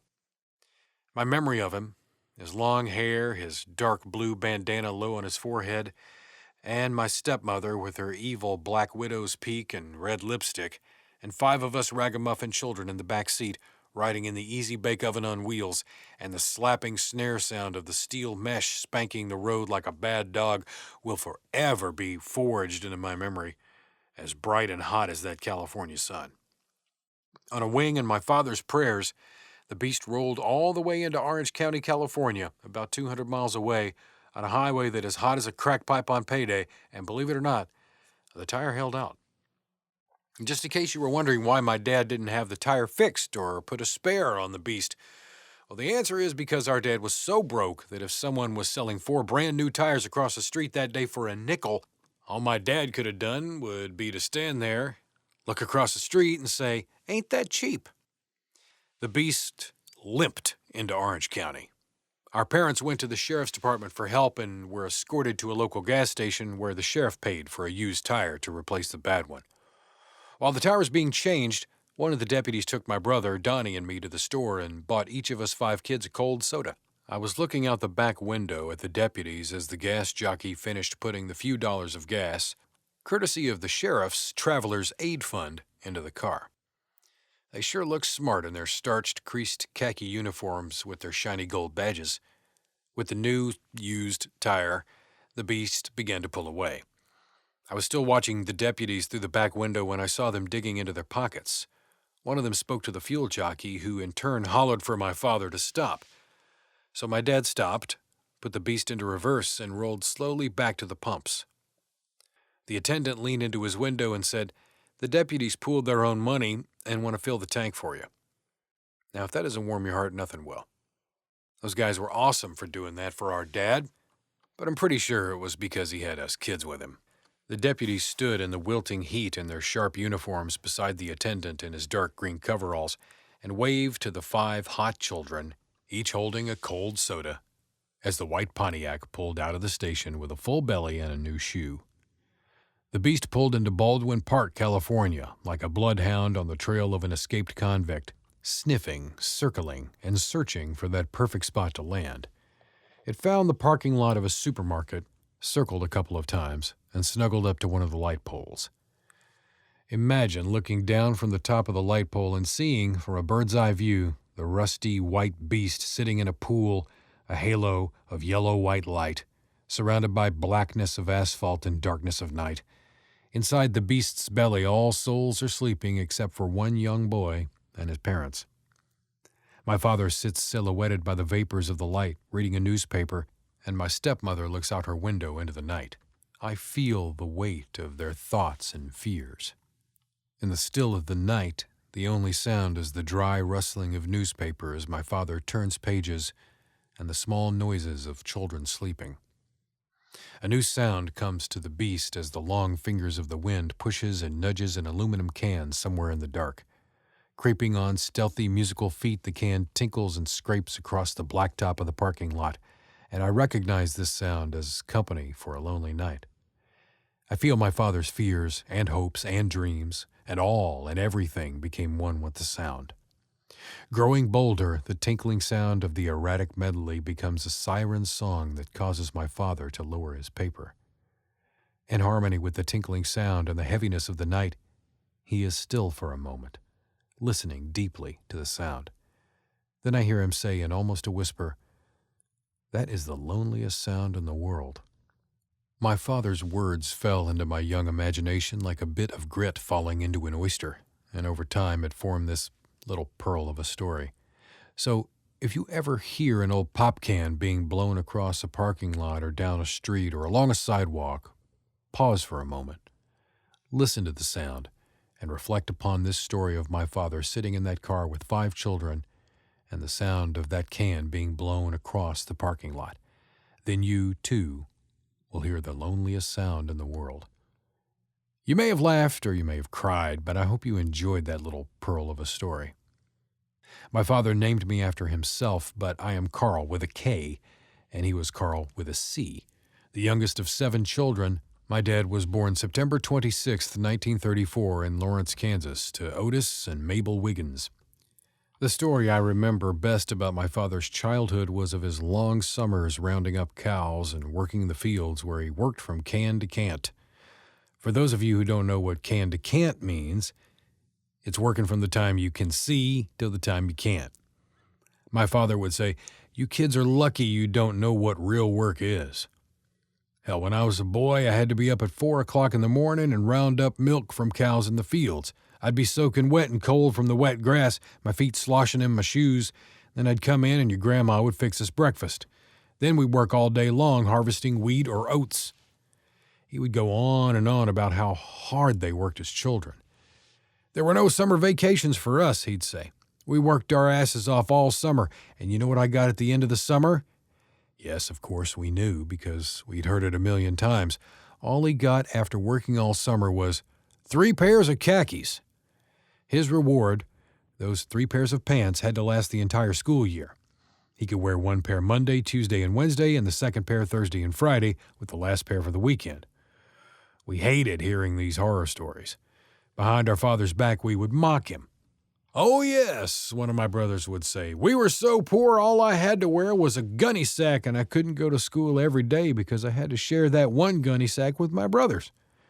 That would throw us into fits of laughter. Then one of my other brothers would say, "You kids got it so easy. We didn't even have school buses when we were kids. We had to walk 5 miles to school in the snow, and it was uphill, both ways." To which another would add, "Yes, and we didn't even have shoes to wear. On icy days, we had to wrap barbed wire around our feet just to get up the hills."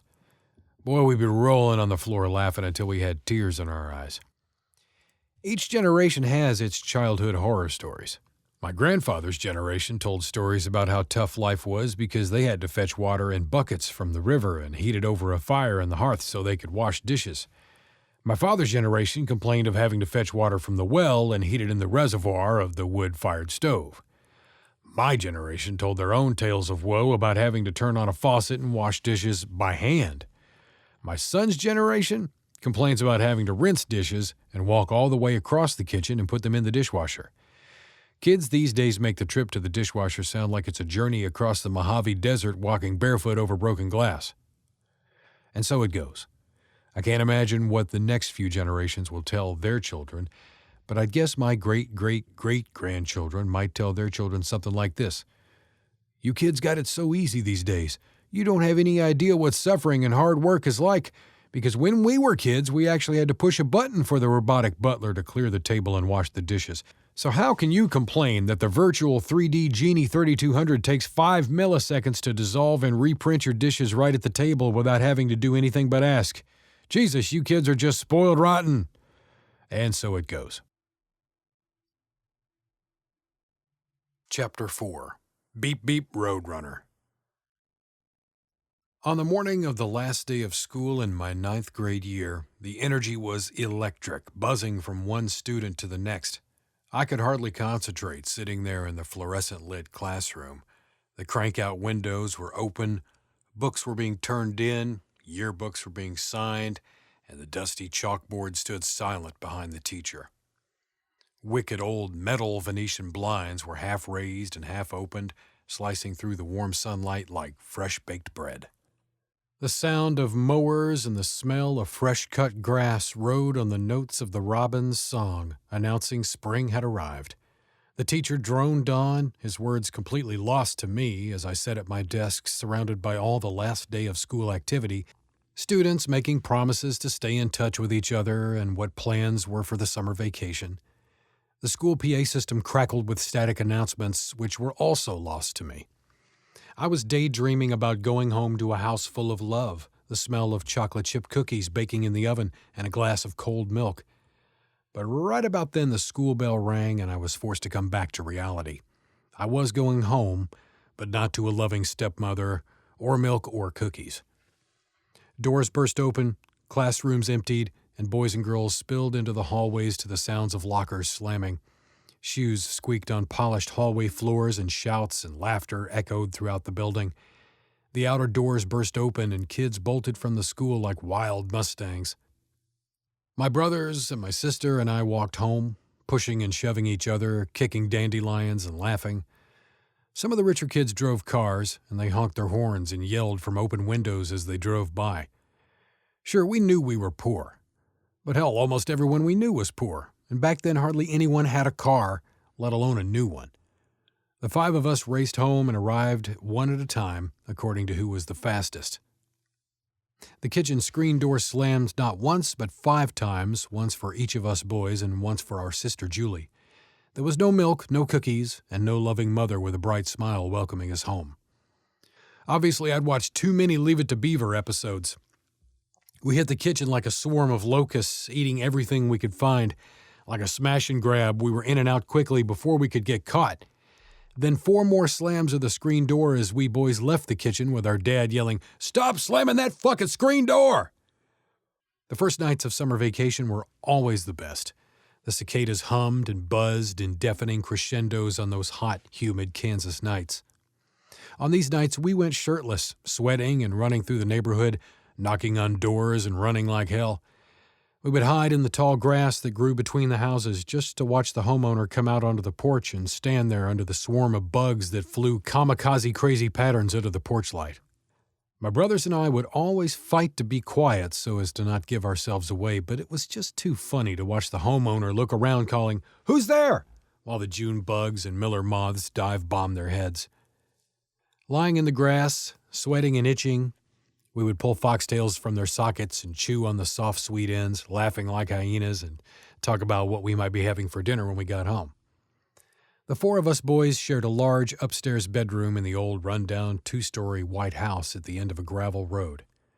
A couple of my stepmother's sisters and their children, and 1 or 2 of our cousins would usually come to the house on the weekends bringing their guitars. The adults would sit around the big table and play cards, drink, smoke cigarettes, and play music. Those nights were filled with June bugs and slamming screen doors as children ran in and out of the house with our father yelling, "Stop slamming that fucking screen door and stay out of that refrigerator." One night that summer, the adults were downstairs and the 4 of us boys were upstairs in our barn-shaped bedroom where the walls were painted candy apple red. We were smoking dope and listening to 3 Dog Night on the turntable, doing a number called Mama Told Me Not to Come. Blacklight posters glowed, and incense and marijuana smoke rolled, and Three Dog Night flowed. In the middle of the song, we realized the pounding beat we were hearing was really someone pounding on the door. Feet scrambled to hide the weed and paraphernalia, and hands went to opening windows. The arm of the record player was grabbed, the needle scratching and tearing across the 45, leaving only the sound of someone with a can of air freshener fogging the room like a crop duster. How funny we all must have looked trying to hide all that smoke. A bunch of red-eyed little monkeys swimming around in thick smoke, trying to carry armfuls of it and toss it out the window. Man, that was some funny shit. Until the door opened, and I saw my scary stepmother standing there with her hands on her hips, backlit by the hallway light, her evil black widow's peak pointed right at us. With one hand, she reached around and flicked on the light switch, and in the naked, bright light she said in her evil stepmother voice, "This little party is over." My older stepbrother, Rodney, was hauled away a few days later and was taken to the drug and alcohol program at the boys' home in Osawatomie, Kansas. Through the long, hot summer days, life went on without our brother, and that suited me just fine. The weeks flew by. One day, my other two brothers, Donnie and Ronnie, and I were hanging out in the front yard when we heard a rumbling in the distance. We heard it before we could see it. We stopped what we were doing, and all eyes turned toward the dirt road leading up to our house. An old red truck with the rods knocking and the engine coughing was roaring toward the house, and oh boy, that thing was smoking. I'm not talking about little wisps or puffs here and there as it accelerated. I'm talking about smokescreen amounts of bluish-white billowing clouds of exhaust. As soon as my brothers and I saw it, we fell out laughing, rolling on the ground. The truck slowed near the house where, overrun by dust and bluish-white exhaust smoke, it turned left into our driveway in a dramatic display of smoke, dust, rust-red rocks, and backfires. The truck slid to a stop, huffing, puffing, choking, hiccuping, coughing, and gasping like a chain-smoking emphysema patient. As the truck began to appear from the cloud of dust, we watched it shimmy and shudder like a big red dog shaking water from its coat. It eyed us suspiciously as it danced a death jig to the violent rod knocks and backfires. After it had stopped rocking back and forth, the door slowly creaked open. Out stepped our father. The look he gave us as he walked to the house caused us to hold our breath until the screen door slammed. In a final gasp, the truck backfired one more time. A rod knocked, and one last puff of bluish-white smoke exploded from the tailpipe. The truck closed its eyes, shimmied, and died. That sent my brothers into spasms of belly-busting laughter, but I stood still and quiet with my hands at my side, looking at the truck that still had dust settling on it. Just behind the cab, in front of the back tires and strapped to the side of the truck sitting on a little platform were 2 5-gallon cans, one on each side, clearly marked oil. I could see the crude painting of a roadrunner's head on the passenger door with the words "beep beep" etched in black. My heart sank just looking at that piece of shit sitting in the driveway. I could imagine it clearly in my mind's eye, full of personal effects, clothes, mattresses, trunks, maybe a sewing machine, and a rocking chair on top of the mayhem of belongings, with a bunch of children hanging on for dear life as it backfired, smoked, shook, and rattled and rolled down the road, like life imitating art in a more modern-day version of the Grapes of Wrath. We all walked over for a closer look, shirtless to the merciless sun, with our bare feet stirring up powder-fine dirt into little clouds. If we hadn't seen with our own eyes that the truck rolled into the driveway under its own power, we would have found it hard to believe it had a pulse. The rusted, red, oxidized body set on tires that were as smooth as a hard-boiled egg. I wondered, what's up with the Roadrunners? On the driver's door was a Roadrunner, like from Wile E. Coyote cartoon fame, with the words "beep beep" painted in black. The Roadrunners were painted in geometric patterns in bold primary colors of red, yellow, and blue, and they stood stark against all the rust and fade of the truck. My brothers couldn't stop laughing, but not me. No, sir. I was sad as fuck. One afternoon a few days later, we were called into the house where we were told that Rodney had ran away from the boys' home, and the family would be packing only the essentials and leaving town. As if in a fire drill, we packed only our essential clothing and bedding and started loading the truck. My biggest heartbreak was leaving our beloved dog behind. My brothers and I had rescued him from the streets and named him Luby. Although he was only a small mixed breed, he was very protective of us, to the point that he would attack anyone who tackled us during the neighborhood football games. We loved that dog and he loved us. You may be wondering what kind of name Luby is. Well, we named him after a guy we had gone to junior high school with, Luby Welks, also known as the Headbutt King. Back in 7th grade, he was known for spontaneous headbutting, and everyone was scared shitless of him. So we named our dog after him. Now we had to leave him behind with my stepmother's father. We sure were some sad-assed kids. Late into the night, the family packed. In the morning, Rodney showed up and the road trip began. The Roadrunner truck was packed to the leaf spring squatting limit, and all 5 of us kids piled into the back. The last thing our father did after we'd left all our possessions and dog behind was to throw a big, green, rotted army tarp over the top of us. He told us to hang on as he climbed into the small cab. He cranked the engine over. It turned, coughed, sputtered, backfired, and then roared to life with the rods knocking, blowing bluish white smoke from the rusty holes of the Swiss cheese tailpipe. The gears ground, the motor strained, and we backfired our way out of the driveway and started down the road. I sat at the back of the truck against the tailgate, looking out from under that damned old green army tarp, and thought about the last day of school and the days of summer that left me looking at our old house slowly disappearing into a cloud of bluish-white smoke. The dusty tarp flapped and snapped over our heads as the truck roared down the road. I hauled my arm back in from over the tailgate, drew my sad blue eyes away from my summer vacation, and pulled the tarp in after me. I tucked the tarp behind my back to secure it from snapping in the wind as we rolled down the highway. The sun burned deep into the tarp, trapping us in its jade-colored heat. Our last summer as carefree boys would be plucked from our lives as carelessly as someone pulling weeds. We'd simmer and stew on the back burner of that long, hot summer like a big pot of DNA soup on our way to becoming young men. As soon as we turned onto the main highway, Rodney pulled a bag of weed from his pocket, and in the chaos of the flapping and snapping and swirling fine green dust from the tarp, he proceeded to roll joints, and we all got very stoned. We were headed to Texas, stoned to the bone, with the fierce hot wind whipping and tearing at the canvas tarp. Stopping at a rest area, we all washed the green tarp dust from our heads and exposed body parts. Before the journey resumed, Helen told us, "I know damn well that you boys are smoking dope, and it had better stop, or else." But that didn't scare Rodney. He just rolled more joints, and the sweet smoke from the Acapulco Gold flowed over the tailgate and became one with the billowing white exhaust of the beep-beep Roadrunner. When you picture us 4 poor boys, think of the boys from that movie Stand By Me, because in fact, we looked similar and actually were quite a bit like those kids. Rodney was lean, tough-looking, naturally muscled with prominently veined thin skin, and a crew cut that looked like a cow had licked his forehead, sweeping his hair up on the right side at the hairline, leaving it in a permanent, unmanageable drift. Rodney, even as a child, had a big chip on his shoulder and was perpetually sullen and angry. I was the reader, artist, and sensitive child with deep, dark blue eyes. My stepbrother, Donnie, was somewhere between Rodney and me, and was also an artist, but a bit of a bully with green eyes and wavy brown hair.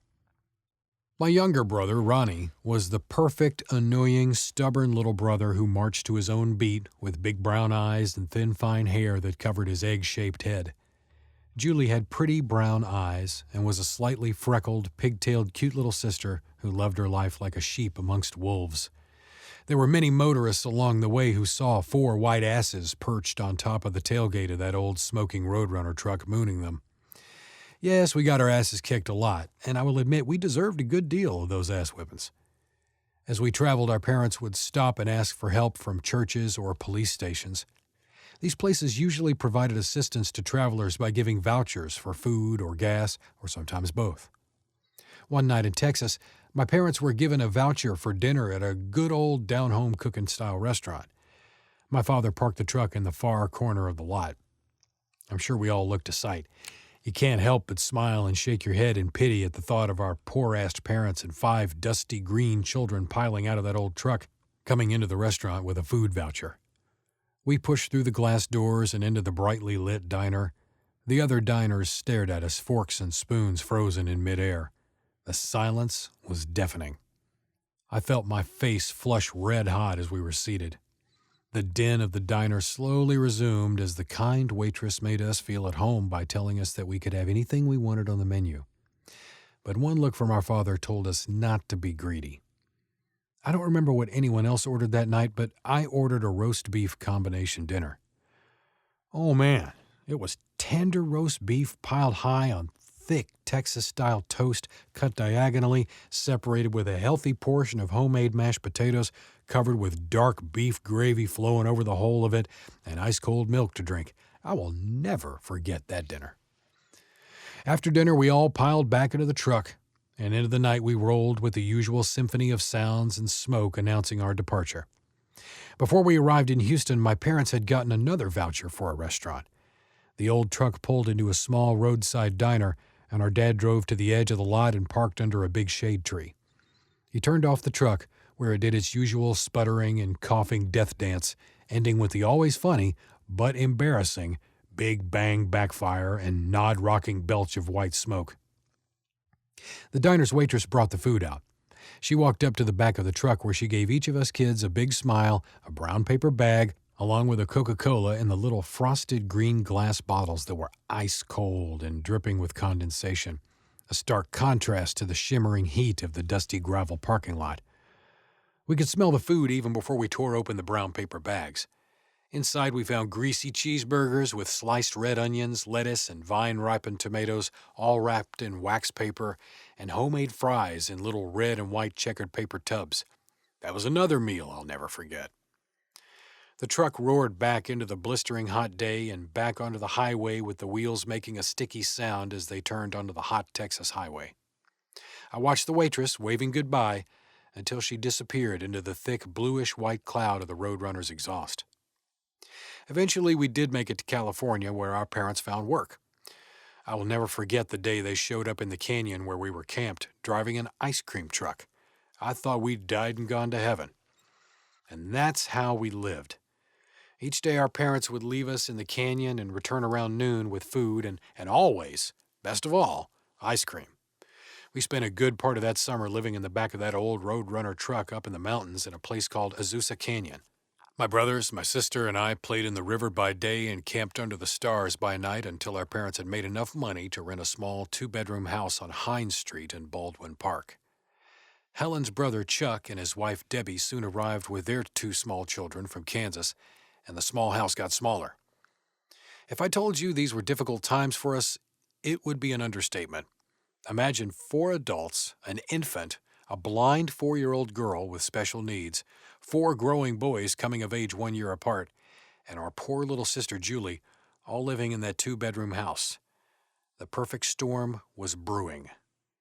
Rodney was next on the hit parade of family members that were of interest to my therapist, so I did my best to bring him to life and explain how he came to such a short, tragic life ending. Rodney was born Rodney Joe Dover on February 26, 1957, to Helen Bryant and Joe Dover, and he never had a chance. Rodney was fearless and more trouble than my father could handle. To me, he was a merciless bully. My father had met and married his mother Helen 2 or 3 years after my mother's death. Shortly thereafter, he legally adopted Rodney and his brother Donnie. We became a combined family that consisted of Helen's 2 sons, Rodney and Donnie, my brother Ronnie, our sister Julie, and me. Shuffled together, the 5 of us were 1 year apart in age. We never did have a family portrait done, but if we'd had one painted, I'm sure it would have been a Vincent van Gogh masterpiece. We had moved back to Baldwin Park into that little house on Hines Street in time for my 10th grade year at Sierra Vista High School. Rodney dropped out of high school that year and started drinking and doing drugs with Chuck. Sometimes they would stay out overnight and occasionally be gone for a couple of days. So without getting bogged down in all the details, I'll say that for most of the school year we lived in a swirling tornado of flying ashtrays, fighting and screaming, and the general chaos of waking up at 4 in the morning to a blind 4-year-old girl sitting on the kitchen table in her own shit, clapping her hands loudly while baby Adam screamed and cried in his crib. My only escape was a small transistor radio I listened to as I lay on my pallet of blankets on the floor. I would cup my hands behind my ears and listen on slightly static-filled airwaves to pure rock and roll with songs like Band on the Run.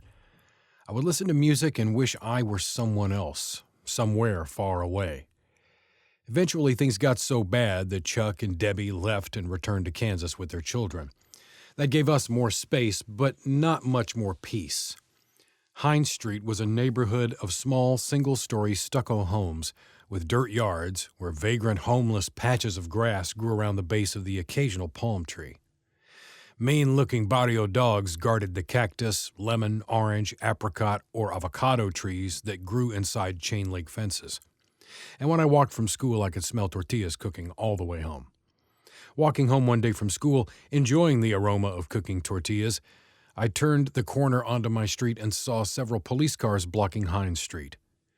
I saw police officers clad in riot gear standing behind the open doors of their black and whites with M16s and shotguns wedged between the gaps.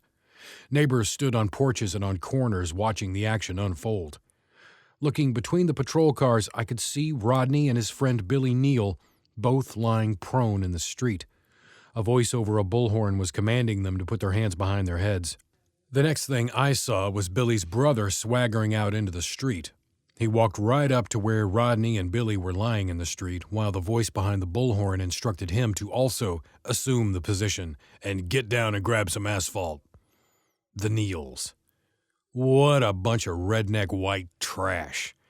Here this guy was, with his brother and my brother being thrown down on by fully armored and fully armed SWAT team members, and he shows up shirtless with all his homemade tattoos plainly visible, plus a broken arm and a cast, smoking a joint. He calmly stood there talking shit to the cops. What a dumbass, I thought, as I watched the officers rush him and throw him to the ground. All three of them were handcuffed and taken away. Honestly, I can't even remember what that was all about. Needless to say, Helen and Billy's mother had them all out of jail and home in time for a late supper. It was just another day in the hood. Things finally died down and our lives went back to our normal chaos. I remember that summer well because I'd met a girl named Nancy Pendergrass who lived down the block. That was the summer I had my first real date. I used money from helping my dad on the ice cream truck and took her to a movie. American Graffiti had just come out, and that's what I took her to see.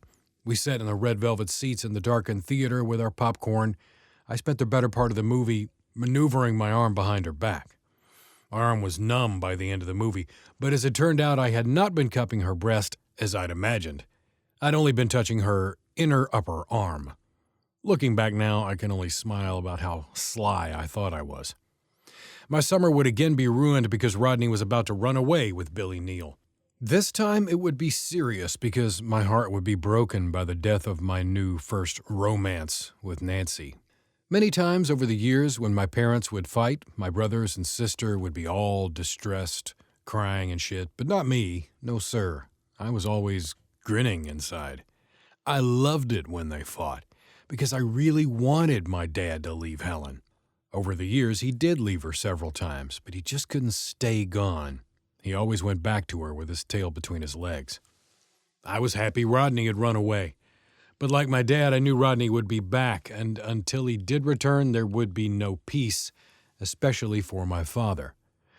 We got the bad news only days after Rodney and Billy left. They had been arrested in Clackamas, Oregon for kidnapping. The proverbial shit was about to hit the proverbial fan. The police reported that Rodney and Billy had pulled a gun and kidnapped a guy named John Phillips III and had forced him to take them to Oregon.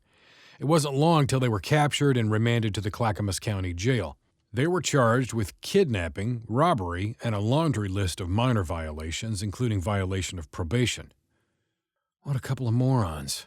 When word of their arrest arrived at our house, the news sent my stepmother into high overprotective gear, and my father had to deal with the fallout, or else.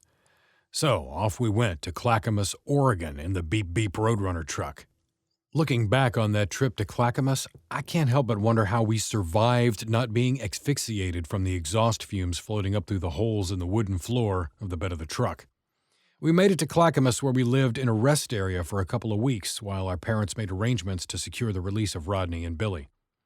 One thing I hated about these sessions was that as I told these stories to my therapist, he would make discreet notes and nod his head a lot, but seldom, if ever, commented, and this drove me crazy.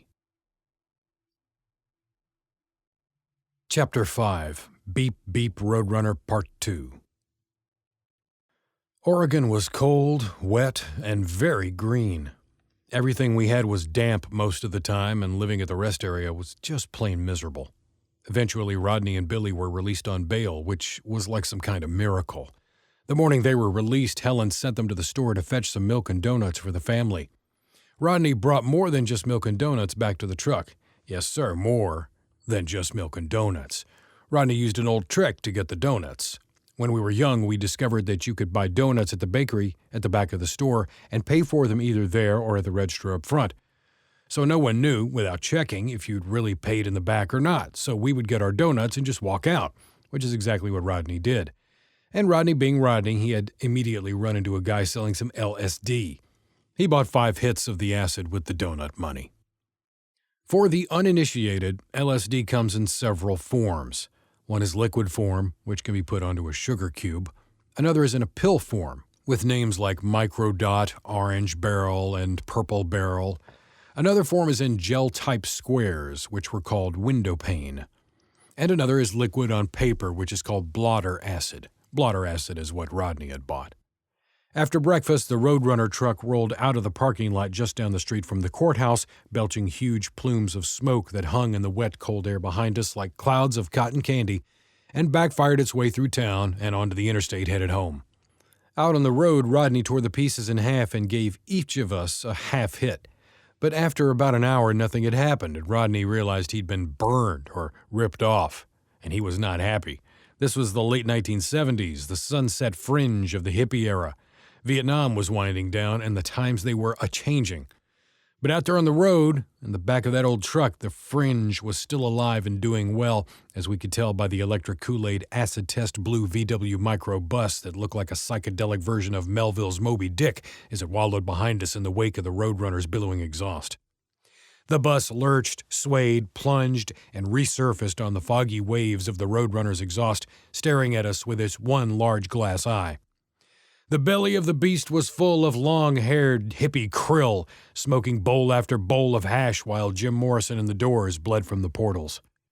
Through copious amounts of hash smoke and the kaleidoscope periscope, the hippies finally saw Rodney trying to get their attention. Using some ancient secret stoner sign language, Rodney told them that he had some hits of LSD that he would trade them for what they were smoking. The hippies' eyes went from Venetian blind slits to red-eyed, wide-open understanding, and a deal was struck. With Captain Ahab maintaining a steady pace in the Roadrunner, Rodney stepped out with one foot on the old bumper. Billy held onto the back of Rodney's jeans as he leaned into the void. The krill grill of the microbus opened and closed as it plunged forward. Bumper to bumper, Rodney leaned out, and from hand to hand, an exchange was made at about 50 miles per hour. The Moby bus dived back into the fog and was never seen again. Now, we had a ball of hashish the size of a small golf ball. This was the real deal, unlike what the hippies would find out about the acid in about an hour. But like the guy who'd sold the acid, we would be long gone by the time they realized they'd been ripped off. Having no pipe, we took a small pin and stuck it through a little piece of thin cardboard, placed a chunk of hash on it, and then lit it on fire. By placing a glass over the top, the fiery hash would start smoking and fill the glass. In turn, we would each place the glass edge to our mouth, slide it over the edge of the cardboard, suck the smoke out, light, smoke, repeat. We proceeded to get very stoned. Rodney again made another exchange from the back of the truck. He traded the remaining hash for a 6-pack of Olympia beer from some hippies in another VW microbus. Now we were sipping cold beer, stoned to the bone. That's when we realized the Roadrunner was stopping. Before we knew what was happening, our father was standing at the back of the truck glaring at us. We were busted. He told us he knew what was going on and it had better stop, or I will stomp a mud hole in your asses. I had to fight to keep from laughing as a variety of funny images played out in my stoned imagination of what stomping a mud hole on our asses would look like. The next thing my father said had a sobering effect on us, though. "Boys, the breaks are bad. Really bad. They've been fading, and we could be in real trouble going over Tejon Pass. So you better listen up, because if I yell for you to jump, then you better bail the fuck out. Understand?" We all nodded yes, of course, and I thought, oh, that's a real surprise. Fortunately, we made it over the pass okay that night. Nearing home, big old dumb Billy Neal really surprised us when he started singing a song called "In the Ghetto." Billy really put his heart and soul into it there in the back of that old truck. When he finished, all we could hear was wind washing over the tarp and tires turning on a starry highway. In the dark, we wore no mask of tough youth, and I was thankful as I discreetly wiped a tear from my eye. Back in Baldwin Park, Billy went home, and our family went back to its usual chaos. As for the Roadrunner truck, well, it just backfired, knocked, and belched one last gasp of smoke and faded into the fog. Rodney would soon violate his probation by running off to Kansas, and not long after that he would follow the Beep Beep Roadrunner into the fog. Tragically, he would be shot and killed in Kansas just a short time later. I've done my best here to breathe life back into the old Beep Beep Roadrunner. My hope is that by reading this, you will be able to help me keep the spirit of the Beep Beep Roadrunner alive. I thank you for riding along in the billowing clouds of oily smoke, backfires, rod knocks, and tears and laughter of the shake, rattle, and roll of the Beep Beep Roadrunner. It is June 25th, 2018, and I am sitting here in Salinas, California on a cool day. It is 65 degrees and breezy. A large, 3-part, single-story, cream-colored, colonial-style building with a light green shingled roof rests in a Z shape on an island of lush, perfectly manicured lawn against a backdrop of gentle mountains. Extremely tall anorexic palm trees line the western perimeter, and everything is as green as the sky is blue. I was in the 11th grade at Sierra Vista High School, and it was the year I dropped my first real hit of LSD. I dropped acid with a guy who looked a lot like Tommy Chong, but we called him Hippie Jim. We dropped Purple Barrel acid at the house of some chick named Christy Love, just like the black female detective in a new series that came out that year called Get Christy Love. But unlike the series' star, this Christy Love was all Mexican. Yes, Mexican. It's what we called them. It's what they called themselves, because back then there was no such thing as political correctness. Today, of course, the PC term is Hispanic, to which I say, whatever. We tripped our asses off that night with this cast of characters, Christy Love, Hippie Jim, and Crazy Eddie, along with a supporting crew of assorted Mexican gang members and burnout hippies.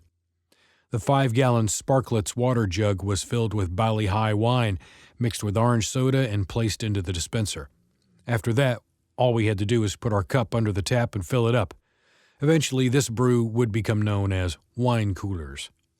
There were many pie pans heaped to overflowing with Colombian gold bud, and the sweet smell of marijuana smoke and patchouli incense was so thick one could hardly light a match.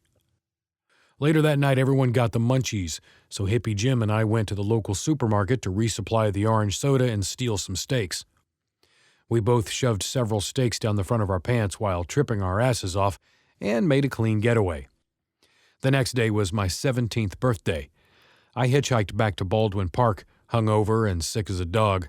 I joined Rodney and our druggy friends at school on the football field, and in celebration of my birthday, we bought a 68-cent-a-gallon jug of red wine. We all ended up getting busted before the wine was gone by the truant officer at Sierra Vista High School and received 3 swats each from the principal with a fiberglass paddle that had holes drilled in it. We all signed our names to it before our swats. At the end of the school day, we took the long way home to get a really good ass chewing. Rodney decided to split a few days later.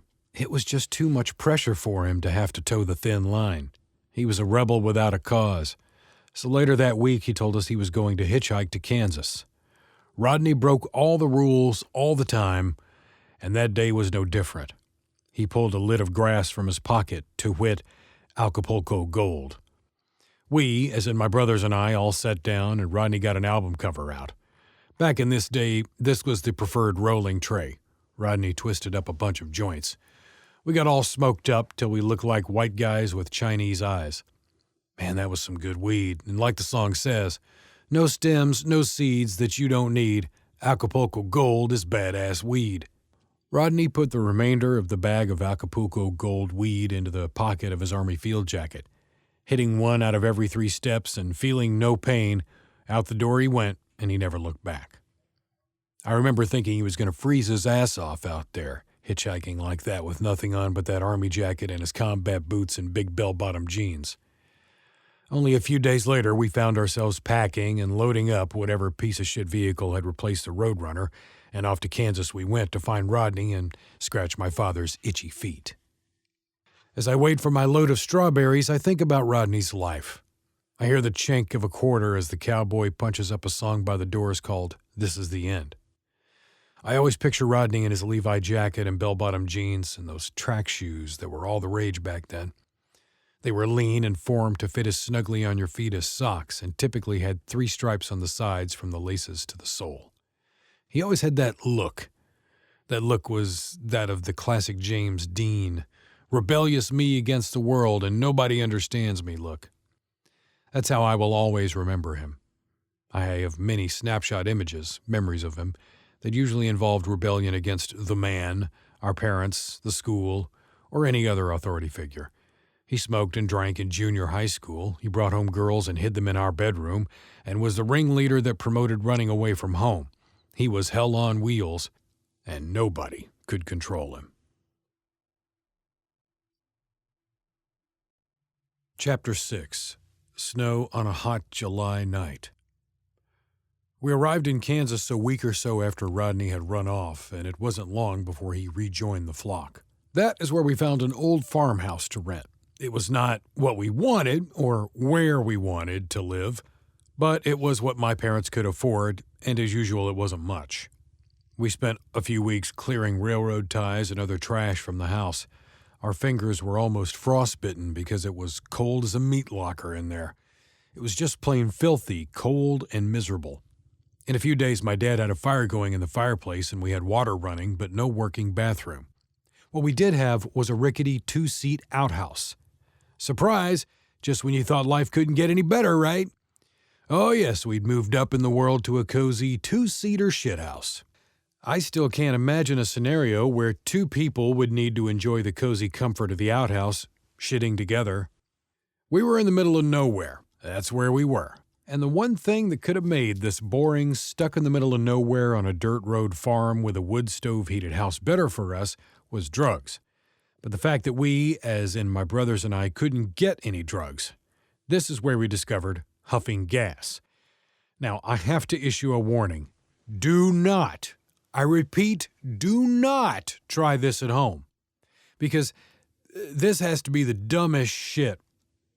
Well, okay, maybe not the dumbest shit, but it's pretty fucking close to some of the dumbest shit we ever did.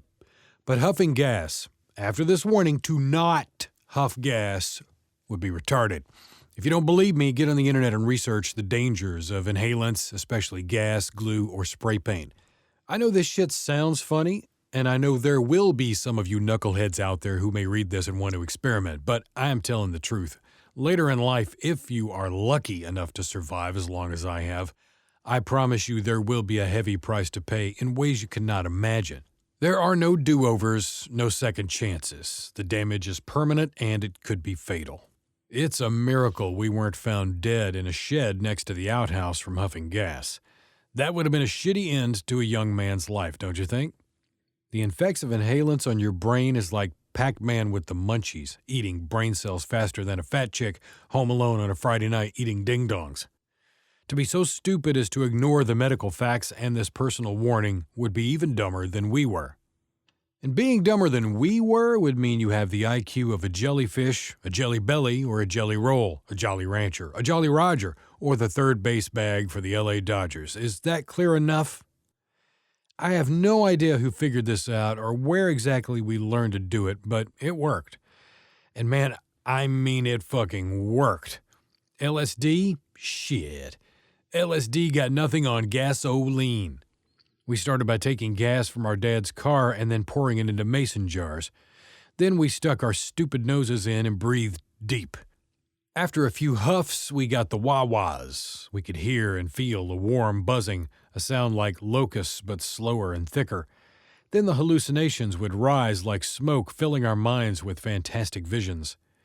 My first serious hallucination came while I was huffing in the old shed by the outhouse. I started huffing and got the wah-wahs real bad. All of a sudden, I saw my stepmother walking right up to me, dressed in a black dress with a black veil over her face, and she said, "I know what you're doing, and if you don't go tell your dad right now, then I'm going to do it for you. I'm going to tell him right now, so get your ass in the house and tell him, now." That scared the shit out of me, so I dropped my glass of gas and hauled ass to the house. I tore through the screen door and I walked right up to my dad sitting at the dining room table and blurted out, "Dad, I've been huffing gas." Shit. Oh yes. The shit hit the fan because right about then the effect of the gas wore off, and I stood there feeling as if I'd found myself sitting at my desk at school buck naked. Exposure took on a whole new meaning in that instant. I knew I'd really fucked up. The look on my father's face was all the proof I needed. I got my ass skinned for that one. But the truth is, it didn't stop us. I had a couple other minor hallucinations, like one day while we were huffing, I looked through a knothole in the wall of the shed. My eyeball pupil dilated, roaming red, blinked in disbelief. I saw Charlie Brown and the whole Peanuts gang parading past her house carrying some kind of banners and looking at me with big grins. As they walked past the house turned psychedelic colors. The other memorable experience was with my brother Ronnie. We were huffing one day and I suddenly found myself in a graveyard. I was freaking out, telling Rodney I couldn't get out of it. Ronnie said, "I'll get you out." He stood up and walked right into my graveyard hallucination, breaking the spell. Now, here is the grand prize story, the mother of all hallucinations. This shit is something that not even old Timothy Leary could have dreamed up on his best acid trip. Summer had finally arrived. My cousin Beverly, who everyone called Big B, along with her husband John Knockstead and their children, plus a couple other aunts and uncles and assorted cousins, were all out at the house playing music, drinking wine, and playing cards. Outside, Ronnie and I were cutting up a garden hose so we could stick it into the gas tank of John's old pickup. Oh, we were some mischievous little monkeys.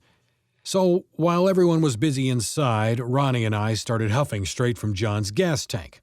I went first. After a few deep breaths of the fresh gas, I got the wah-wahs, then I huffed some more, pulling in long, deep lungs full of fresh, high-octane fumes. The next thing I knew, I looked around and it was snowing. It was so real that I held my hand out, palm up, to catch the flakes that were falling like a winter scene from a Laura Ingalls Wilder Little House on the Prairie Christmas Day. I held the hose in one hand and stood with my mouth wide open in wonder as I looked up into the hot, snowy July sky. Then I heard bells ringing, sleigh bells to be exact. I searched the snowy night sky and what to my wondering eyes should appear but a miniature sleigh and 8 tiny reindeer. Yes, I said reindeer. It was Rudolph with his nose so bright pulling Santa's sleigh through the night. I heard Santa shouting, "On Donner, on Blitzen!" The sleigh had a golden X like the color and glow of the McDonald's arches underneath it, and Santa was waving to me from the sleigh as the bells rang merrily. Rudolph's bright red nose led them through the snowy night as Santa shouted, "Ho, ho, ho!" As the reindeer, sleigh, and Santa descended from the snowy heavens, I could see that the sleigh had a giant green velvet bag filled to overflowing with brightly wrapped presents, candy cane-striped packages, and Christmas tree prints along stars and angels. All the presents had big ribbons and bows. I stood and stared in amazement. Then Santa turned and took a really big present from the bag and threw it over the side of the sleigh as he shouted, "Merry Christmas!" I watched the sleigh disappear at warp speed as the present hurtled towards Earth. The giant package came crashing through the night. It got bigger and bigger and bigger. I shouted to Ronnie, "Watch out! Move! Get the fuck out of the way!" Of course, Ronnie had no fucking idea at all what was happening, but he turned and ran with me anyway. Just as we stopped and turned around to face John's truck, I saw the giant Christmas present come crashing down onto John's dusty crayon green truck. It smashed his fucking truck as flat as a pancake, like something right out of a Wile E. Coyote cartoon. I just about shit my pants right there and then. I ran to the house, where I just about tore the screen door off its hinges. I flew through the kitchen and, skidding and sliding, I rounded the corner into the living room. I caught everyone by surprise when I yelled, "John! John, come look what they did to your truck!" Everyone stopped and stared at me. Then they all got up to follow me as I turned and ran back through the kitchen. I slid the last few feet on the slick, yellowed linoleum and pushed open the screen door. As my eyes focused, I saw the truck just sitting there, minding its business. And except for the chirring of a cricket, there was not another sound on that hot, muggy July night. I stood frozen on the porch, holding the screen door open, bathed in yellow bug light like a lone actor on a stage. Slowly I turned to see my audience staring at me in silence. Oh, shit. I knew I was fucked. My dad grabbed me by the arm and said, "You been sniffing that goddamn gas again, haven't you?" I don't think my dad would have found it funny if I'd asked, "Is that rhetorical?"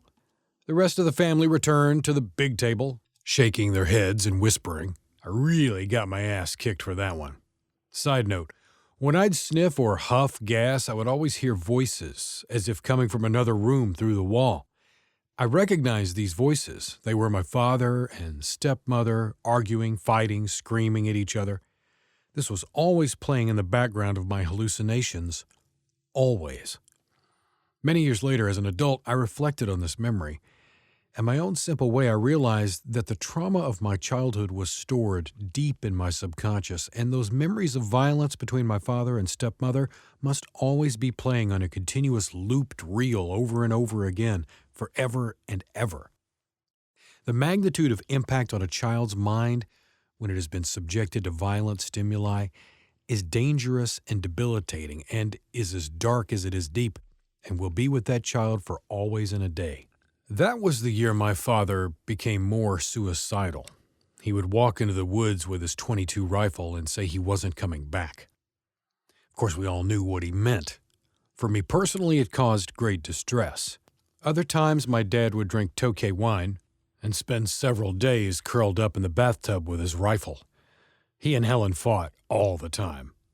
We stole their cigarettes and wine, huffed gas, and waited for it to happen. But that fatal shot never came. One day we told our parents we were going camping. Instead, our master genius plan was to walk 8 miles to town to meet up with some girls. We walked into the same woods where our father would go to kill himself, carrying our bedrolls wrapped tightly around our going-to-town clothes, and started the long walk to town. Again, I can't help but think of us at that time looking like the boys from the movie Stand By Me. We'd barely made it into town, just after midnight, when one of the 2 cops who made up the police force for Eudora, Kansas, busted us. Visions of our first hot kisses and making out in the dark in the city park were rudely exchanged for a cold, mean, yellow ticket for being out past curfew. We spent the night at our Uncle Clifford's house, and he drove us home the next day. Uncle Clifford was cool. He understood. But our dad? Well, not so much. The court date was set for Monday. We didn't say anything to our dad till Sunday because we were scared shitless of him, and for good reason. When he found out he had to go to court with us on Monday, he went berserk. He beat each one of us with the infamous big black belt, then made us strip. He berated and screamed at us. And because I had patched a hole in the knee of my jeans with a flag, he made me take off the jeans. He then put them in the wood stove and burned them. Next, he lined all of us up and shaved our heads. Really, for the next month we hauled water to the tomato plants and did other jobs under the scalding hot sun till our heads looked like roasted onions. That was one time Rodney got it like the rest of us. We slaved and toiled in the garden until our father was happy. Not long after that month of punishment, my dad and Helen got into a particularly nasty fight. The next day, Ronnie, always the stubborn, tough, marching to his own drum little brother that he was, grabbed our sister Julie and ran away to Aunt Doris's house in Lawrence, Kansas. I was too afraid of my dad to go with them. Soon after that, Rodney was arrested for violating parole and went to jail in Kansas and was then extradited to California to face the felony charge of parole violation. Eventually, he would be sentenced to a minimum security prison somewhere in Colorado, leaving only Donnie and me at home. My father called Ronnie and Julie at Aunt Doris's before we left for California again to see if they wanted to come with us. But they said no. So it was off to California so Helen could support and be close to Rodney as he awaited sentencing. We tore out of Kansas in an old gold Oldsmobile. For once we had left in a decent enough car. The tires had tread and they all matched. The interior was intact. There was no ripped-up hanging headliner on the inside. The black vinyl roof on the outside was in pretty good shape, and there was no rust to speak of. But as usual, we left with nothing except our clothes and some blankets, once again leaving our home and dignity behind as our parents begged their way across the country. In Albuquerque, my dad and Helen went to the mission for help with gas and food. While we waited for help, my dad went to several pawn shops where he tried pawning Helen's diamond rings, but the pawn shops couldn't offer them enough money. So they went to gas stations and tried trading the rings for gas. No one would take the rings for love nor money or even gas, so it was back to the mission. We slept in the car overnight. The next day we couldn't wait for lunch to be served because we were hungry as hostages. We all sat in a waiting area outside the gym. Donnie had gone to look into the window of the gym where they served lunch. While looking in, he motioned me over to take a peek. We stood on tiptoes and peered through the smudged glass in the door, and our hungry eyes feasted on a table that held a huge roasted chicken and all the trimmings. Before we could get away from the window, a mean old lady who looked like a matron from a hardcore maximum security women's prison movie pushed the door open, almost knocking us down. She said, "If I catch you looking through that window again, you won't be eating anything but a Wish sandwich. That means you'll wish you had a sandwich." We sat the fuck down and licked our lips as her retreating fat ass created a vacuum that caused the double doors to whoosh close behind her. We told our parents about the delicious feast we were about to receive. When we were finally told we could enter, we rushed into the gym. My brother and I pulled up short when we saw the table.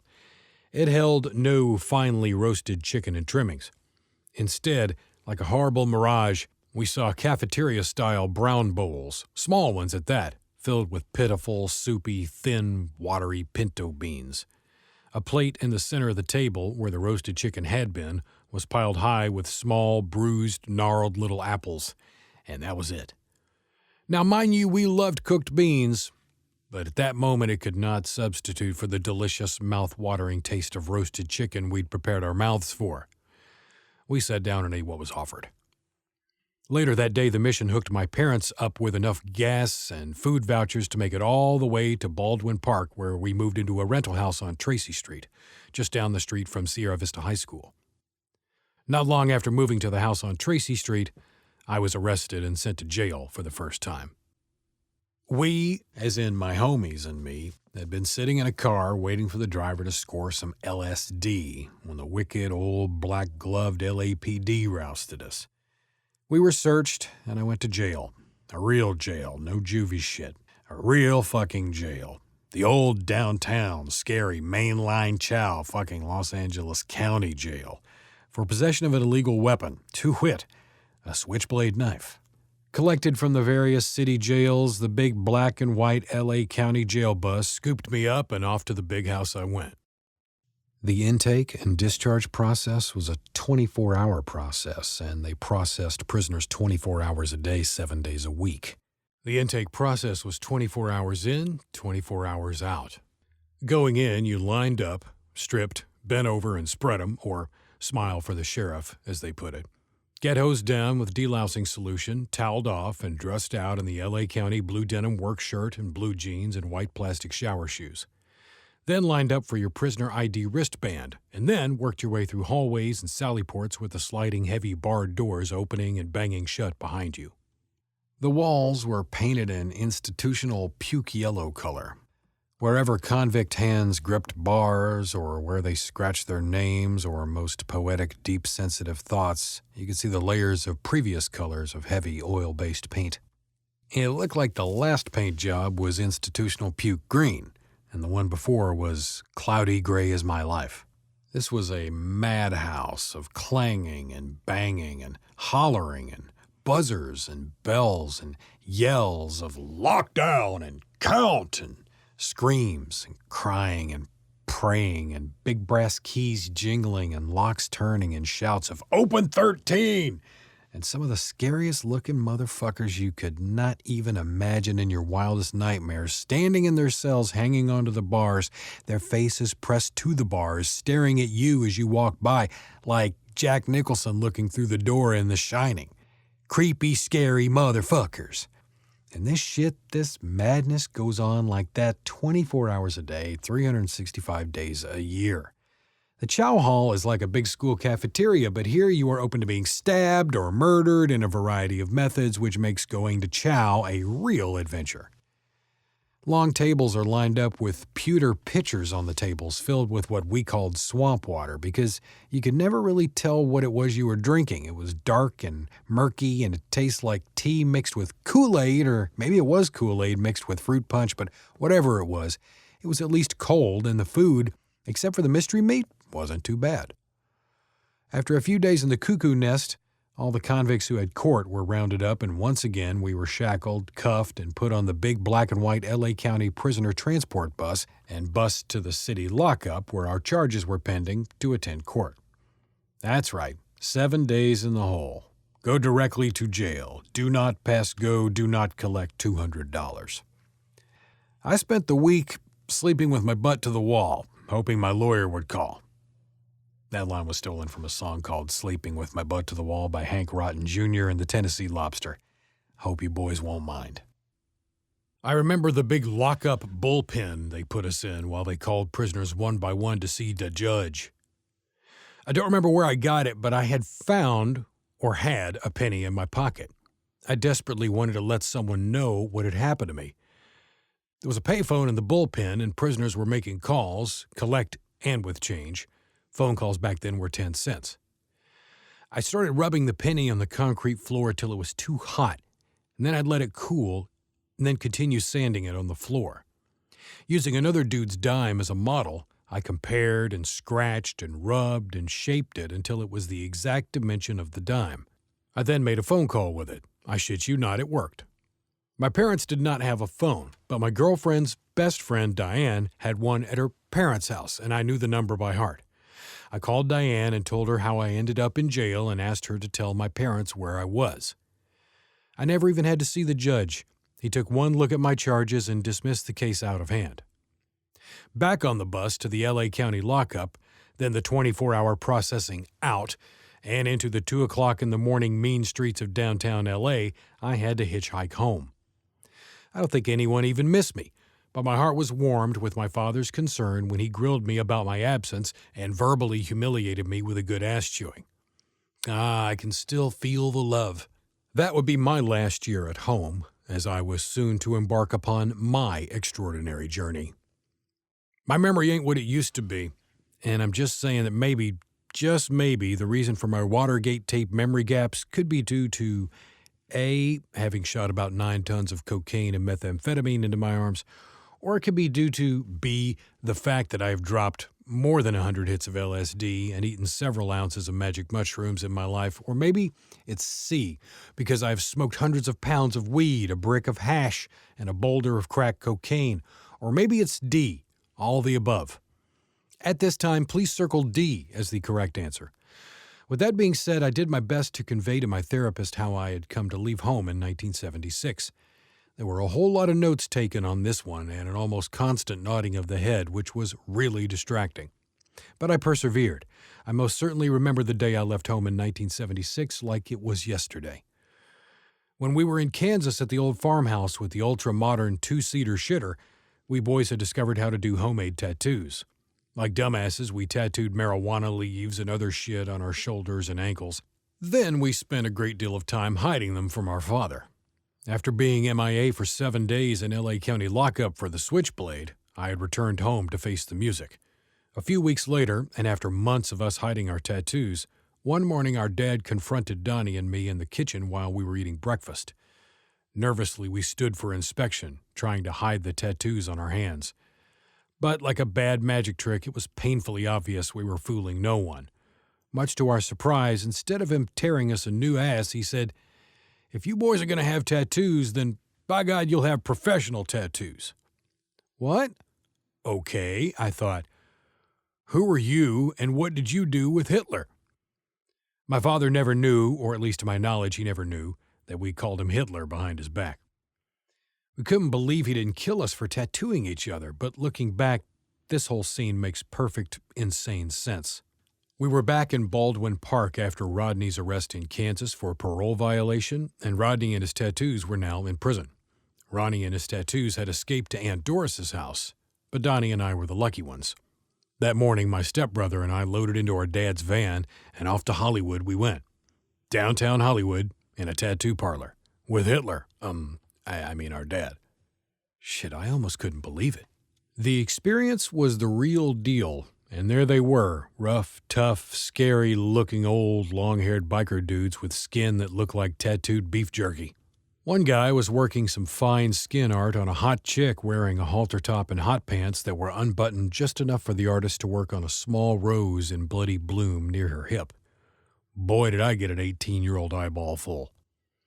All of this on a hot day in crazy Hollywood with our dad actually paying for us to get real tattoos. It was unfucking believable. The walls were filled with tattoo art. There were lots of military images and slogans like Death Before Dishonor for the Marine Corps, Army and Navy stuff like mermaids and lots of hula girls in various stages of undress, and plenty of skulls, dragons, devils, and daggers, along with snakes and panthers and other anti-socially provocative messages and images. Amongst all the evil, wicked tattoos available, I saw a large variety of heart tattoos and declarations of love for God, mother, girlfriends, and country. I chose the red devil's head with the black top hat, blue bow tie, and blue eyes just like mine. The tattoo gun hummed and whirred as the artist dipped his needles into the colored inks. Like hungry little fire ants, they drank from the colored inks and returned to my flesh time and again, depositing the colors in a frenzy of stabbing, stinging bites. My stepbrother Donnie watched as I got my first real tattoo from the artist with the ginger-colored walrus goo-goo-ka-choo mustache. He had full sleeve tattoos that stretched and flexed over his bulging muscles. Rolled up in the sleeve of his white t-shirt was a pack of Camel non-filters. He chain-smoked as we worked on my left shoulder, his whirring little gun dipping in and out of his inks. I did my best to look tough, but really it hurt like hell. That's the price you pay to get into the club, a club I didn't even know I was joining at the time. Man, this was the coolest thing ever, I thought, as I admired my new tattoo. This was the first and last feeling of bonding I would ever experience with my father as a young man. Sad as it was, this was to be the only memory of bonding I would take with me onto the long road home, that and my inherited skinny white legs.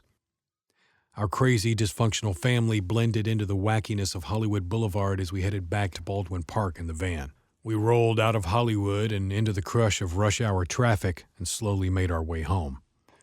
I was on top of the world, but it wouldn't be for long. We were heading down the street to our house when my father turned his head to talk to me in the back seat. He said, "We need to talk."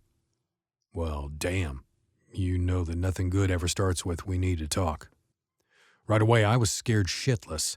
A flood of possibilities flew before my mind's eye, like my brothers and me roaming the streets at night, throwing rocks through people's big plate glass windows at 2 a.m, and then running and laughing scared shitless. Or stealing lemons and oranges from the neighbors' trees for which Ronnie and Julie had already been busted once. I will never forget the look on their faces as our dad made them eat every lemon they'd stolen. Or maybe it was for smoking dope or cutting class. Shit, the possibilities were endless. I exercised my right to remain silent. The next few words from my father's mouth left my ears ringing and my mind numb. This or something resembling it is what he said. For the past 11 years, as a result of your mother's death, you, Ronnie, and your sister Julie have each been receiving a death benefit check from Social Security. This came as a complete shock to me, because our mother's name was never spoken in our house. Hell, I'd never even seen a picture of her. It was like she never existed. My father handed back an envelope. As I opened it, he said in what sounded like slow motion, "I can't sign your check now that you are 18. I sat and stared at the check for $175 in my hand. I felt anger rising fast like the hairy-handed gent who ran amok in Kent. It came creeping with perfect hair and coal red-fired eyes. It was the hairy werewolf of anger. Angry for all the years and all the money that'd been spent supporting my stepmother and her 2 sons.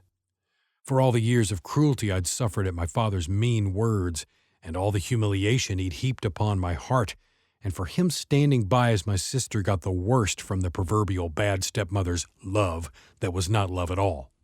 I began to tremble. Tears welled up in my eyes, and in that instant the hairy werewolf of anger was upon me. The righteous waters of rage broke free and flooded my mind. When my father stopped at a stop sign, out the door I went. His shouts and threats crashed and fell onto the street behind my worn-out sneakers as I slapped a steady rhythm and beat, keeping time with the pounding of my heart as I ran down the street. I ran and ran, my tears spilling across my cheeks like hot liquid diamonds of pain. I ran to Jack's house and right into the comforting arms of drugs and alcohol. My life was to be sealed in this comfort, a very cruel comfort, as I would eventually discover. I would know it for the cruel comfort that it is. Drugs, alcohol, and sex are the seductive liars that slowly squeeze the life from you, and it does it all with a smile. The worst part is that you know the pain and suffering and self-loathing it brings to your life, but you go crawling back for more over and over again. For me, this destructive love affair would play out for more than 30 years. Many times I thought death was the only escape, but no matter how bad it got, I always knew I wanted to be somebody, so I never quit getting up, no matter how bad or how many times I fell. Jack. What can I say about Jack? I'd met Jack one night at a party, and over a period of time we'd become friends. Because he'd been kicked out of the Navy before he'd even seen a ship, Jack lived at his mother's house in the garage that had been converted into his pad. My ex-Marine father hated Jack, or Jack the Loser, as he called him. But Jack was 21, could buy beer, and had a car. And best of all, Jack had a great weed connection. Jack had long blonde hair and was quiet and sullen. He had the skin pallor of a death row inmate from San Quentin. Except for his thin blue eyes, Jack looked suspiciously close to being an albino. All things being equal, I didn't mind because we were both rejects, according to my father. Jack's pad was cool as hell, and I sought refuge in the dimly lit hippie paradise, which was full of black light posters, glow-in-the-dark stars on the ceiling, strawberry incense smoke, loud music, and the ever-present hypnotic stoner's crown jewel, the blood-red lava lamp that sat on the coffee table in front of a worn-out, low-slung sofa. Over a big fat joint of fine Panama red, I told Jack my story. Music soothes the savage beast. Jack carried the black vinyl disc, fingertips on edge, to the Marantz record player and impaled it onto the shiny silver rod that rose from the center of the felt-covered platform. The record hung suspended over the platform, and Jack applied power to the megawatt amp and system. Power surged, pulsed, and flooded the system like Frankenstein's first eye-popping moment when death became life with electricity and the words, "It's alive!" Black as death vinyl was lowered onto the platform. The player's arm sank smoothly, bared its diabolical diamond needle, sank it into the groove, and drank deeply from the blackness. The speakers stood silent like assassins behind black cloaks. The speakers revealed themselves after a reverent moment of silence, hissing with static curses as the needle bit deeper. I sat stoned on the couch in Jack's garage, holding the half-smoked joint in my left hand. Squinting through puffy red eyes, I watched the curling smoke twist and spiral. Anticipation of hearing Black Sabbath's War Pigs brought the vivid image of a raven, slouched, perched upon a human skull on top of a pike, cawing into the fog that crept and slithered in like sin, low and slow and close to the ground. In my stoned imagination, I could hear the clatter of armor and the storm of a battle brewing. Images of horses played, white-lathered and sweating under full armor, pawing and stamping, flaring their nostrils with adrenaline-charged hearts that beat like bass drums. The drummer tattooed his hi-hat with a single beat of metronomic rhythm. The record turned and the storm gathered slowly on the horizon, being pulled closer and closer with each revolution. On godless wings, the raven took flight, its wings beating the thick fog in time with the drummer's hi-hat. The raven delivered the beat to Ozzy's lips, and the battle cry of the righteous poured from his soul as Ozzy sang out, "Generals gathered in their masses, just like witches at black masses." Razor-sharp guitar chords sliced through the air, and I could smell oily, scarred leather and see blowtorched, scorched blue and purple armor and chainmail covering battle-scarred, sweaty skin stretched over corded muscle and bones of both man and beast. Exploding from Jack's speakers, Black Sabbath tore from the east, slashing and tearing, riding hard, war drums pounding, guitars blazing, onto the battlefield of good and evil, and into Jack's garage in a slurry of mayhem, impaling our brains onto spear tip of sound. The battle raged for 7 minutes and 58 seconds. My imagination rose and fell on waves of burning bodies and flew over war pigs crawling. Black Sabbath crushed the war pigs and flew back into the black-light sky of Jack's garage. The one-eyed raven cawed, flapped its wings, and returned to its midnight perch. Jack and I sat stoned to the bone as the song ended, with the record turning, sizzling, and popping. The 150-decibel klaxon of the Harvest Gold wall phone with the 150-mile corkscrew cord began to ring. The rude interruption grabbed us by our feet and pulled us back to earth and back into Jack's garage. Jack disappeared to answer the phone. I pulled another strawberry zigzag from the pack and pinched some sticky bud into it and smoothly rolled another joint, saying, "Wow, that was some heavy shit." Jack's long blonde hair covered his face as he said, in a voice as dry as thick as peanut butter on a saltine, "Hey, that was my mom. I got to pick her up from work." His hair rose and fell with each breathing word, causing me to almost spill the weed onto the floor as stone laughter rolled up from my stomach and out my mouth like circus clowns getting out of one of those little cars. And like the clowns, the laughs just keep coming. Jack scowled and went to find his car keys. I spent the next hour thinking about boxes of Captain Crunch, Lucky Charms, Milky Way bars, cheeseburgers, no make that triple cheeseburgers, fries, ketchup sandwiches, pickles, Oreo cookies, and the best munchies in the world, ice cream, tubs, buckets, bars, fudge squirrels, strawberry shortcake, frozen bananas, and bomb pops, vivid, cold, and sweet, red, white, and blue. Paranoia. Someone pulled up outside. The cops, I thought. I gotta hide the weed. My mouth went dry as a jackrabbit's ass in July in the Mojave Desert. My thoughts raced as fast as they could through the La Brea tar pits of my stoned mind. I looked around the room full of blacklight posters, lava lamps, ill-colored vinyl, mismatched chairs, tapestries, and bongs, but there was nowhere to run, nowhere to hide, and nowhere to stash the weed. Then I heard doors slamming. My imagination played a grainy image of commandos rushing in, yelling, guns drawn, and me going to prison. Jack opened the door to the garage, and I stood there like a deer in the headlights, a deer holding a 1.5 of Primo stash, with prison gang rape scenes playing across my glazed eyes like a cheap porn movie. It was Jack's turn to send in the clowns. Very funny indeed. Relief washed over my stone brain and flowed down to my skinny white legs, all the way down to my cheap sneakers hanging like clappers beneath my frayed blue jean bell-bottoms. I actually fell, into the crippled couch and resumed my cleaning and rolling of the sacred weed. Jack's nose peeked through the curtain of his hair as he dug through the Valencia orange crate in search of the next album. The mood in the room had shifted. Jack examined the next sacrifice to the gods and then placed it on the altar. I tossed a fat joint. He turned on the mirror ball.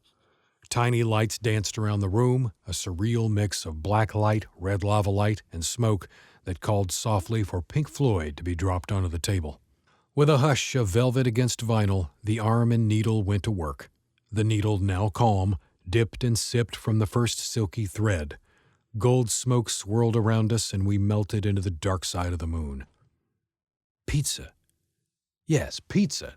That's what we need, I thought to myself. Pink Floyd spiraled and twisted into infinity in the cumulus cloud of gold smoke drifting above us. Jack hit the lights, breaking the trance. "Damn," I muttered, blinking, watching him through the hazy fog as he went to the cooler for another cold Michelob. I'd bought 2 cases of it with the first and last check for my mom's Social Security money, along with 2 ounces of Acapulco Gold weed. Man, we were fucked up, looking at a red, swollen Chinese puffed rice eyes. I brought out the last of my cash stash, enough for a pizza. Jack made the call for an extra large, extra everything, we are so stoned pizza for delivery. In the weed time warp, it seemed like it took a week and a half, but it was only a very long half hour before it arrived. Pizza sauce clown lips smacking, hot cheese slapping chins, and grinning like mental patients, we devoured it. The next morning found me waking hungover with a nickel left in my pocket on a crippled couch surrounded by a cold pizza box, overflowing ashtrays, half-empty beers, and nowhere to go. When Jack came back from the shower, he asked me what I was going to do. Without thinking, I just blurted out, "Fuck it, man, I'm splitting. I'm going to Kansas. I have relatives there." Jack left the garage and came back with an old green backpack with a Boy Scout logo on it and said, "Follow me." We went to the kitchen and he filled the backpack with a variety of canned goods from his mother's cabinets, then grabbed an old sleeping bag, and he said he would give me a ride to the freeway when I was ready. I told Jack, "That's cool, but I'd rather walk." I shouldered the pack and carried the sleeping bag rolled tight with rope and headed out the door. I walked to the freeway on-ramp about a mile from Jack's house. It was a typical California morning. I can only describe it like this. It's the taste you'd get if you licked a salty, galvanized chain-link fence, and the feeling of walking barefoot in wet grass through the morning ground fog, the look of tall palm trees seeking sunlight, a cool breeze blowing through the lemon and orange trees, the screeching of a seagull, all tied together with a searing hot guitar lick from Jimi Hendrix. That, my friends, is what I call a California morning. If you could eat that tasty burrito of sight, sound, and touch, you would know what it felt like that morning to me. I made it to the ramp of I-10 East and stuck my thumb out to every car, truck, big rig, or serial killer van that rolled up the ramp to freedom, all the while thinking of some way to go back home with apologies or lies to cover the last 3 days of being AWOL from home and school. But before I could chicken out and go running home, a car stopped for me. I slung the 50 pounds of canned goods onto my shoulder, grabbed the sleeping bag, and ran up the ramp to my destiny. Chapter 7. The Buffalo Nickel and Bell-Bottom Blues. My first ride out of Baldwin Park got me to Indio, California. I thanked the driver, grabbed my gear, and, dodging cars, I zigzagged my skinny white ass to the connecting ramp that lay on the other side of the 4 lanes of traffic. Somehow I made it to the other side without being run over. I stepped over the curb and set my gear down in the dirt. I stood in my paisley print hippie shirt and looked down at the baby blue bell-bottom jeans that almost completely covered my sneakers. I looked up, brushed the hair from my blue eyes, and stared at the back of the merge sign, where someone had written in large black letters, "No pills, no thrills, no dope, no hope." I grabbed the big black marker from my bag and added, "No shit." By now I was really hangover hungry. I looked toward home one last time and for a second wished I could turn back. But like my dad used to say, once you leave like that, you can never go back. I sighed and opened my bag. I dug into the canned goods and found a can of tuna and thought, cool. Well, it would have been cool if I'd had a can opener. Now looking back, I should have seen this as a sign and gone home right then, but I was as stubborn and defiant as the fresh, sinning, grinning, blue-eyed devil tattooed on my shoulder. They, whoever they are, say the devil's in the details. And when it came to not having a can opener that day, I had to say they were truly right. I put the can back in my pack and with my stomach growling, stuck out my hungry thumb and waited for a ride. The vapors and noise of the traffic rushing over me increased my nausea. I was fishing for a ride, not even bothering to look over my shoulder to see if anyone was stopping, when I heard a horn honk. I turned around to see a small pickup stopped a little way up the ramp. I gathered my gear and hustled up the ramp to my destiny on the highway to hell. I have to be honest here, I don't remember the name of the guy who picked me up, but I sure remember his truck. It was a little Toyota painted canary yellow with a black shell on the back. It had badass tires and chrome rims with hot custom flames painted on the hood and fenders. Those were all the rage in Southern California at the time. I knew a few dudes who owned similar trucks, but this one was my fantasy truck. The driver met me at the back and opened the rear half-glass door. I tossed my gear over the tailgate into a carpeted interior. I could see it was completely tricked out inside, with the entire bed, floors, walls, and ceiling covered in gold shag carpet. There was even a wine glass rack on the ceiling and a small bed. In a million years, I would never even dream of being able to own such a fine machine. I walked around and hopped into the passenger seat, and away we went with the windows down, the rock and roll blasting, and the wind blowing through our hair. In Phoenix, we caught Interstate 17 north, heading to Flagstaff, where we would pick up Interstate 40 eastbound. A few hours later, we stopped at a rest area on I-40 for a break. While we were resting there, the dude asked me if I had a driver license. I said yes. Well, it was true. I had a valid Kansas driver license. "I'll be happy to drive," I assured him.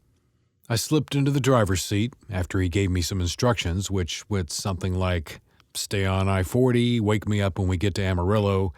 But I think all I heard him say was blah, blah, blah, something, something, something. Then the dude crawled into the back to get some sleep. As a child, I'd traveled all my life with my parents. My brothers and I were stealing their car and driving it around every chance we got, but driving cross-country was another matter altogether. I pulled out of the rest area, confident and cool, and headed down Interstate 40 as pretty as you please, grinning like a mental patient. The sun left behind a marigold-smeared crimson sky in my rearview mirror that soon fell to darkness as a starry New Mexico night welcomed the headlights of the cool little truck. I sat behind the green glow of the stereo system and dash lights, listening to a local rock station, smoking one of the dude's cigarettes, feeling cool as hell and all grown up. I was young and inexperienced, sure, but it didn't take long for me to realize that somewhere in Tucumcari, New Mexico, I'd rolled onto the wrong highway and was now almost to Dalhart, Texas. I guess I'd missed the signs that said Texas Highway 54 and North and Dalhart, Texas, so many miles, which would have sounded the alarm that I was no longer on I-40. I pulled over and unfolded the Chinese puzzle Texaco map. Opening it was easy. Folding it back to its original position was, well, a bit of an ancient Chinese secret. But I saw that I could catch Highway 287 in Dalhart and then head south to Amarillo. It was way too late to turn around, so off to Dalhart we went. Anxiety and fear flooded my system, and I thought I was going to puke. Thanks to my father, I was always terrified of making mistakes.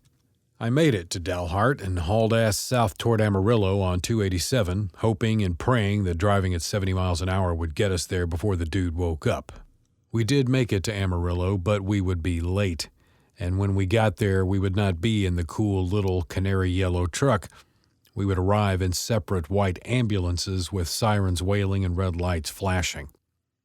The morning was coming, and as dawn began to yawn and the headlights lost their purpose, I realized I was almost to Amarillo. The dude was still asleep, and I thought it would be a good time to slip in a cassette tape. It was not. I looked up from the cassette tape I was about to insert into the tape deck, only to see that we were flying off the road into the mean green median at about 70 miles an hour. The truck plunged down the grassy bank. In that instant, I looked into the rearview mirror, right into the horrified eyes of the dude in the back who had just set up. We locked eyes for a split second, and then, this is no shit, what happened next was just like something from the fucking movies. I cranked the wheel hard right to bring the truck back up to the road. Way too hard, as it turned out. I felt the truck turning over onto the driver's side. It started its first death roll, and in that instant I saw everything that was about to happen to me. As the truck rolled, crashed, and bounced, it flew, spinning over in midair, and at some point it actually achieved zero gravity for just a moment. In that split second, I saw, in slow-motion tunnel vision, everything that was loose in the truck floating around me. Then, just like in the movies, my life flashed before my eyes, ending with the scene where I jumped out of my father's van back in Baldwin Park and had taken off running. The truck crashed back to earth in a cacophony of sight and sound. The churning black earth and green grass rained down like confetti to the sound of breaking glass and crunching metal with a backbeat of crashing thunder, interrupted only by a nanosecond of pure golden silence while the truck rolled over again in midair. Then it crashed down and rolled again. Like a runner sliding into home plate, it slid through the median, digging a deep furrow before it caught and flipped one more time, ending with a flourish and a final solid half-twist onto its back. I blacked out. When I came to, I was lying on my stomach, sandwiched between the roof and the seats, with my skinny legs, in their baby blue bell-bottom jeans, sticking through where the little glass sliding window used to be, and I could hear a tire squeaking as it spun to a stop. I could smell gasoline and burnt rubber and fresh earth. At the end of my outstretched fingers, amongst the glass and paperwork and other personal items, I saw a $5 bill. I wrapped my hand around it and passed out again. When I came to, I could hear voices. The next thing I knew, I was being pulled from under the truck. Semi-trucks lined the highway, and truckers were helping me out of the wreckage. I still held the $5 bill in a death grip. I looked past the dude being loaded onto a stretcher and could see a long trail of his worldly possessions strewn throughout the median and scattered across the highway. That was the last I saw of him before I was transported to Amarillo General Hospital. Sometime later, I stood in front of the emergency room with my newly bandaged shoulder and my assorted minor cuts, scrapes, and bruises, and I thought, what the fuck am I going to do now?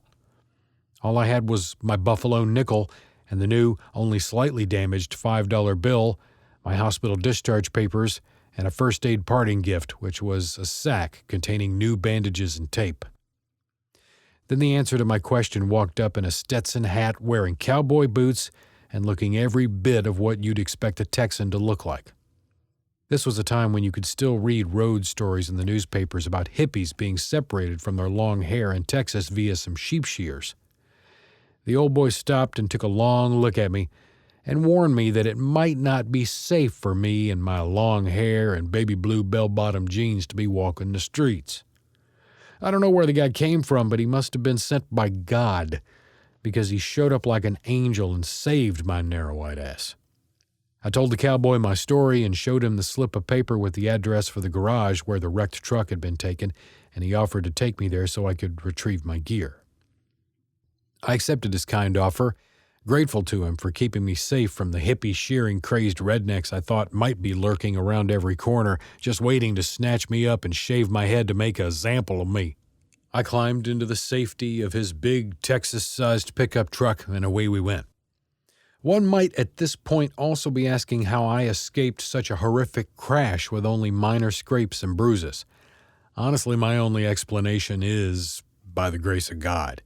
And that's what I told the cowboy when he asked me the same question on the way to the salvage yard. We pulled into the yard, got out, and walked into the cool, shady interior of the garage. I looked at what used to be the cool little truck, and I now understood why everyone at the hospital couldn't believe I had survived.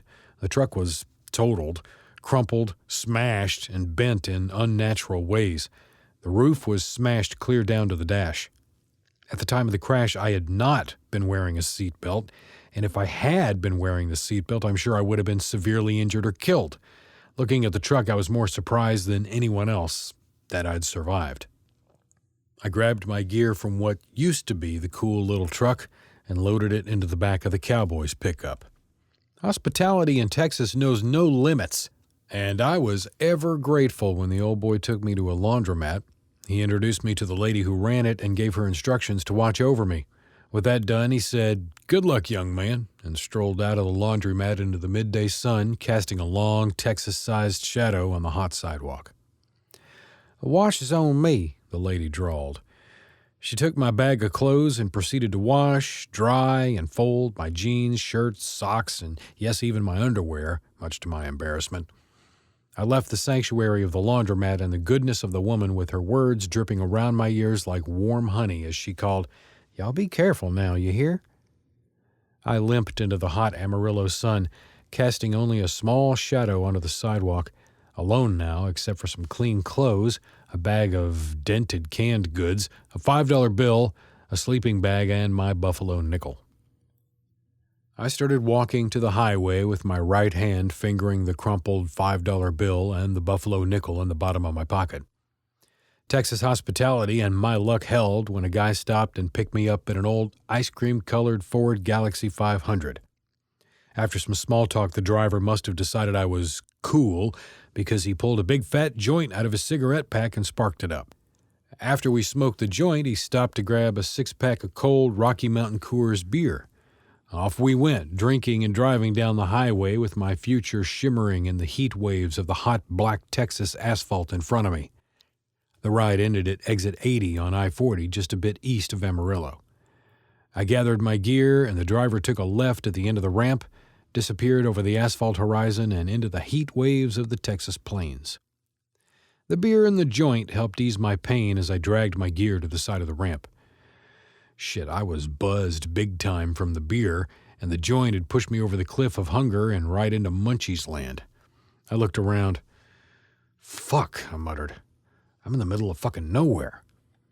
Then, across the road, I saw some big white letters painted on the roof of an A-frame building. Shit, it was a KOA, otherwise known as Campers of America.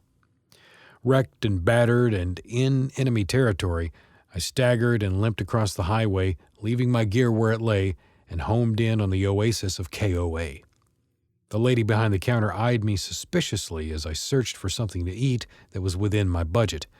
Suddenly I spied the holy grail of my drunken and stoned desire, a can of Beanie Weenies, which had a handy new pull top. It was mine, along with a pack of Bugler rolling tobacco. I weaved my way back across the highway to find my gear.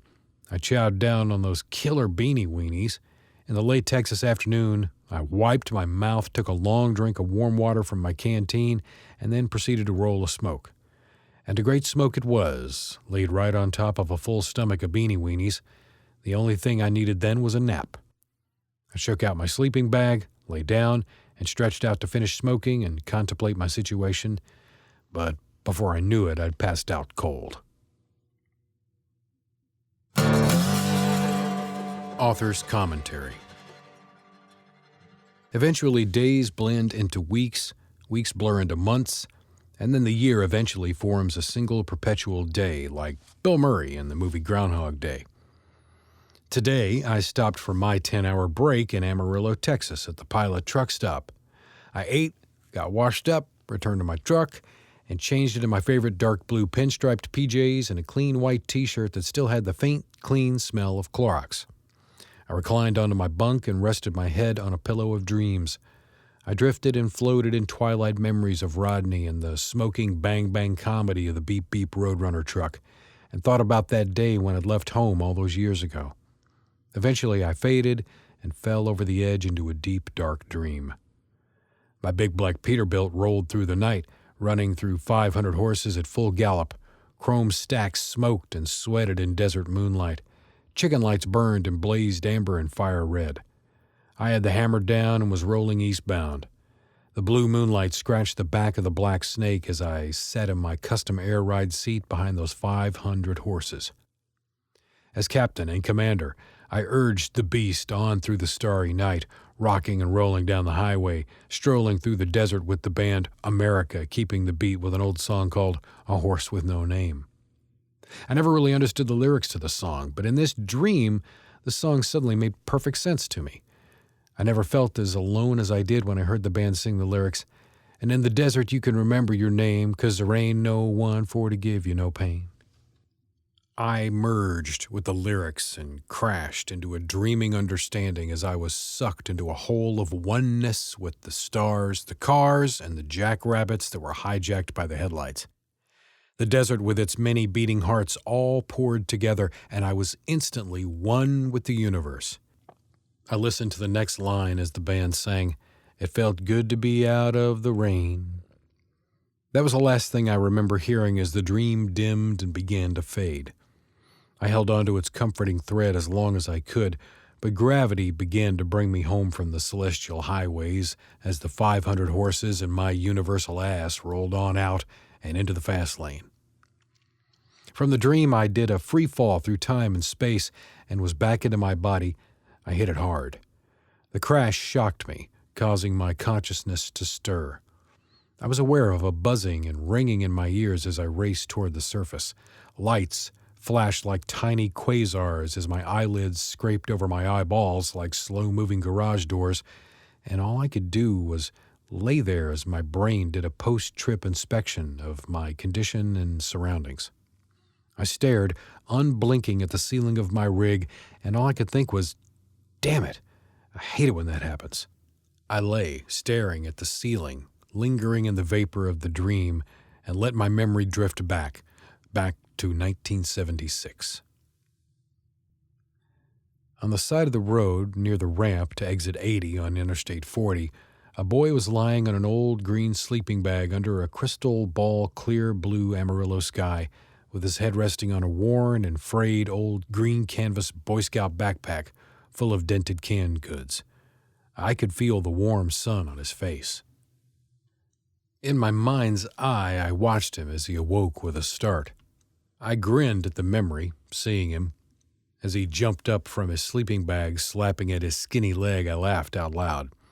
He'd drunk beer and smoked a joint before being dropped off on the side of the road. Then he'd eaten a can of Beanie Weenies, rolled a cigarette, and had passed out before he'd finished smoking it. The hand-rolled cigarette had dropped from his fingers, and the cherry burrowed like a fiery little mole into the cheap sleeping bag.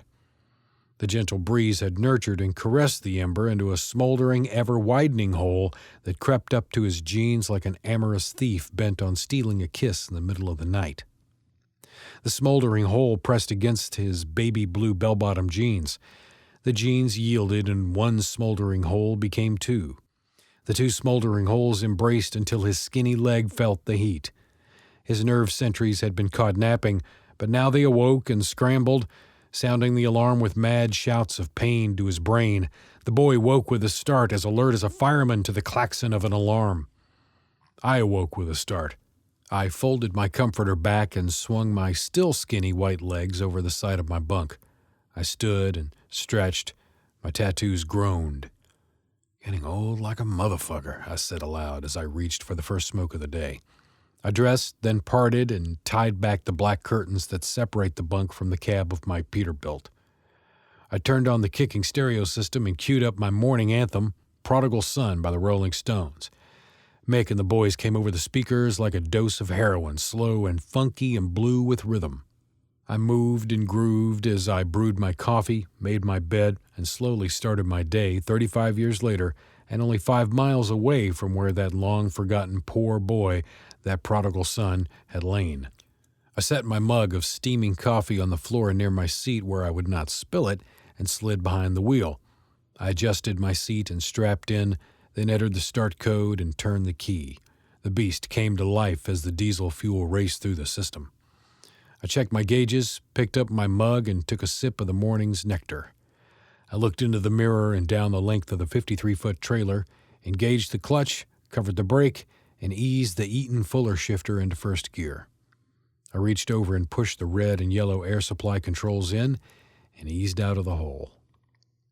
Like ants leaving the anthill, truck after truck left the truck stop in long lines, doing pretty much the same thing ants do every day. I swung the Peterbilt wide and snaked my way through the urine-soaked, rutted, potholed parking lot and up to the exit of the Pilot truck stop. I turned left and eased up to the entrance of Interstate 40. The blinker beat a steady rhythm as I made my turn. Shifting, checking mirrors, watching my RPMs, I geared up the distance of the ramp and merged into the chaos of the morning traffic rolling eastbound. After easing the gear shift into the big hole, I set the cruise at 65 and began to relax and settle in for the long day's ride. I took another sip of sweet coffee and lit another Marlboro. The breakfast of champion truckers. As I rolled down Interstate 40, I reached back into my mind and slipped the memory book off the shelf again. I turned to the page where, a very long time ago, I really was that young man, the one who, after jumping up and putting out the fire, sat atop his gear in the morning sun, his arm high, his thumb out, seeking a ride. To my astonishment, I now saw a backpack with a pair of young man's legs beneath it, walking up the ramp at exit 80. Some things never change, I thought, as I rolled past another man's son walking up that very same ramp. I flashed back to thoughts of my father and how I'd left home all those years ago. The cowboy dropped a quarter and Harry Chapin's Cats in the Cradle began to play. I swallowed hard and fought back tears, but they would not be denied. They lived and died on my cheek one at a time. In the rearview mirror of my memory, I watched the ghost of Lonesome Red and his big red Peterbilt slow and stop for the boy on the highway. Even though I now knew the boy was going to be okay, I knew he'd live a lifetime of hard lessons and really hard living before he would become the man he was going to become. I looked back one more time at my own ghost climbing up into that big red rig, and as I wiped my eyes with the back of my hand, all I could think was, what a dumbass. As a father now myself, I could not imagine my own son being the young man walking up that ramp heading down that long, hard road, which some 35 years later had brought me right back to that very spot once again. Chapter 8. Lonesome Red. I awoke with a start, and it only took a second before I heard my brain shouting, "Fire! Fire! Fire!" I jumped up and started slapping at my skinny leg where a hole about the size of a 50-cent piece on the right side of my leg, right in between the front and back pocket of my baby blue bell-bottom jeans, was smoldering. I grabbed my military surplus canteen full of sun-heated water, doused my leg, kicking the paint up a notch as the hot water hit my burning skin. I danced around doing a little hurts like hell jig. Then I saw smoke pouring from a hole in my sleeping bag. I emptied the rest of the contents of my canteen onto the fiery cavity. I stood in the sun, shirtless, in my baby blue bell-bottom jeans, hungover, beat up, and now burnt. My head was an attic full of cobwebs from the beer and weed and the painkillers I'd received from the emergency room at Amarillo General Hospital. I took some deep breaths to clear my head. Then I rebandaged my shoulder from the first aid supplies I'd been given before I was discharged from hospital, put my shirt on, and sat down on top of my pack, which was still full of heavy-assed canned goods. My eyes scanned the westbound highway to the horizon, but it was about as empty as my pockets. As my sleeping bag dried, I rolled more smokes from my bag of bugler tobacco.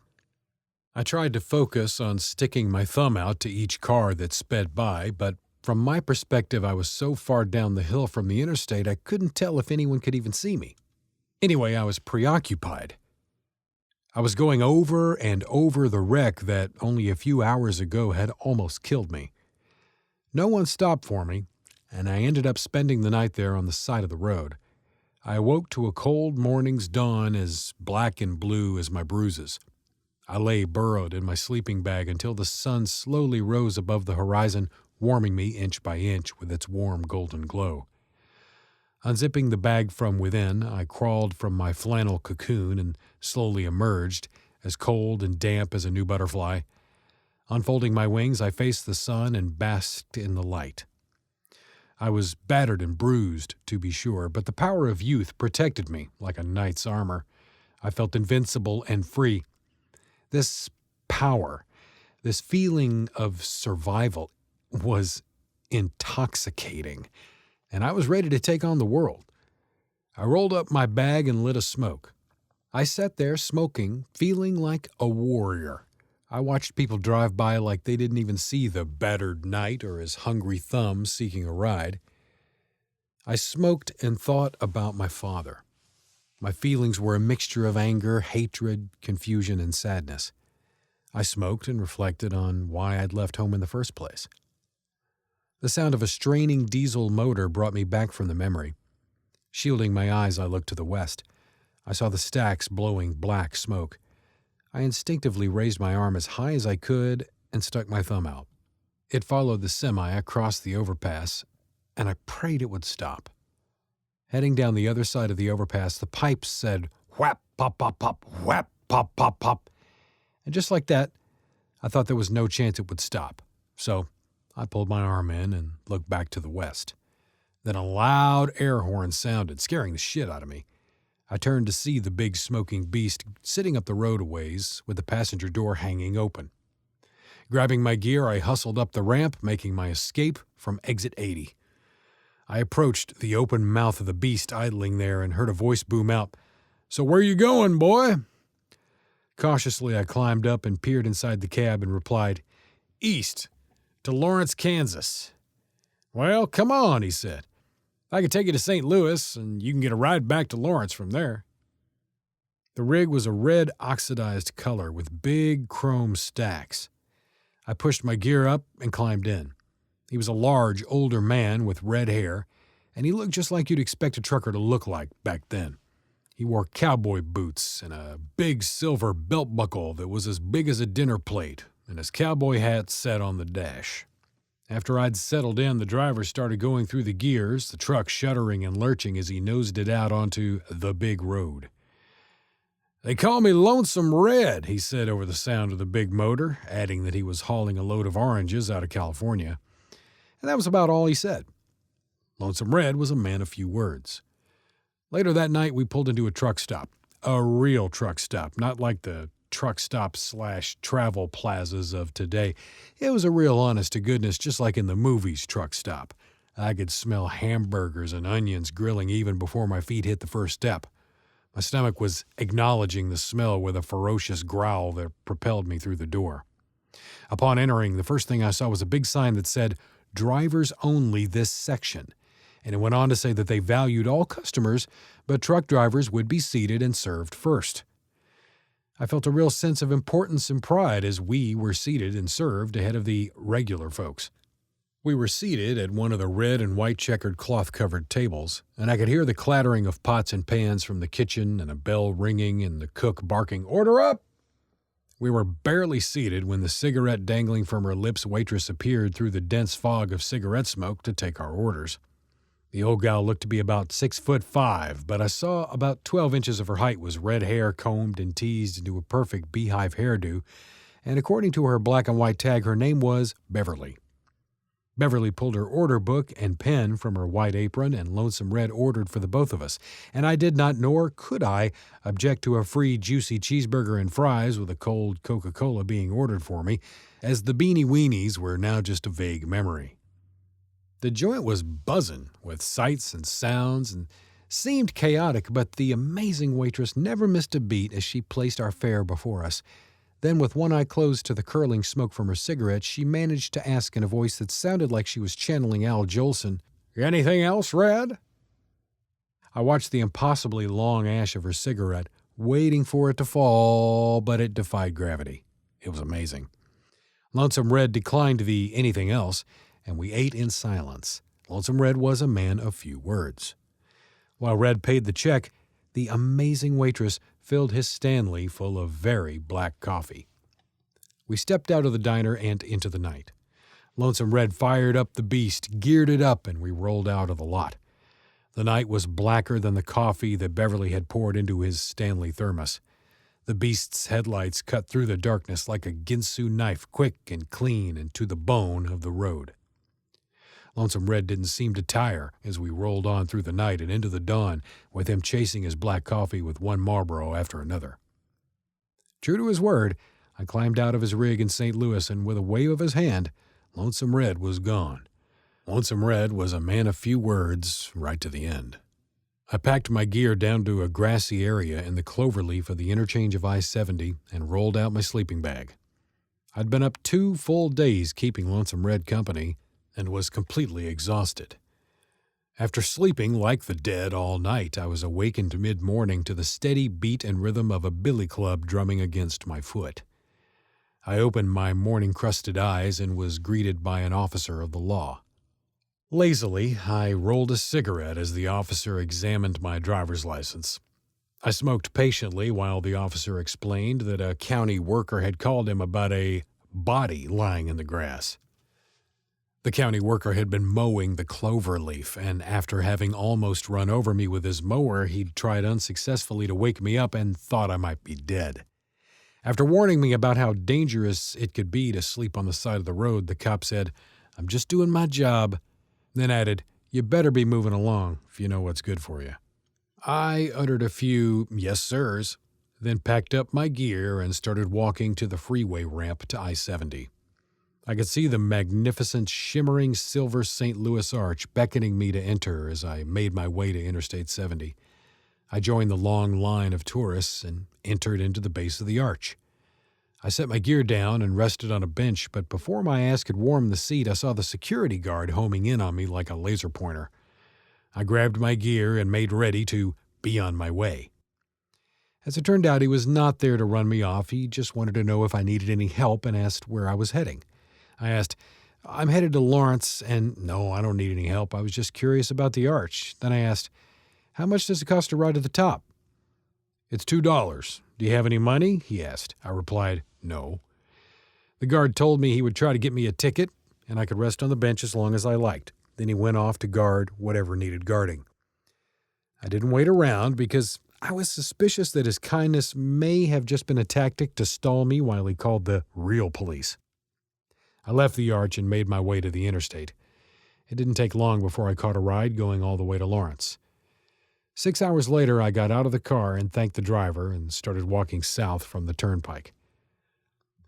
Looking back on this vision of myself, walking down that road with freedom blowing through my hair, I have to tell you there were moments out there on the road that were pure magic because absolutely no one knew where I was. I was free as a breeze and could do as I pleased, and it was intoxicating.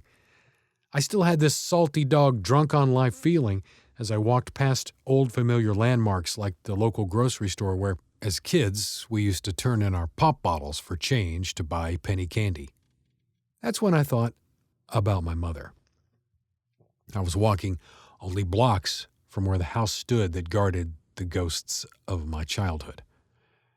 I raised my eyes to the bridge over the Kansas River and walked a little faster as I heard my mother's haunting words. Run as fast as your little legs can go. As fast as your little legs can go. As fast as your little legs can go. I thought about her as I started across the bridge. I knew the river held many secrets and drowned souls, and that one of the secrets it held on its thick, fat, muddy black bottom was the gun that had killed her. I stopped in the middle of the bridge and looked down into the broiling, muddy water, just past the dam with its dangerous undertows as the cars rushed by. I remembered as kids we had always been warned about this part of the river and about how dangerous it was. We were raised on stories about people who had drowned there. Over the years, those warnings and stories had become legends we carried into our adult lives. I stood in the storm of feelings and memories, alone on that bridge, and thought about my mother.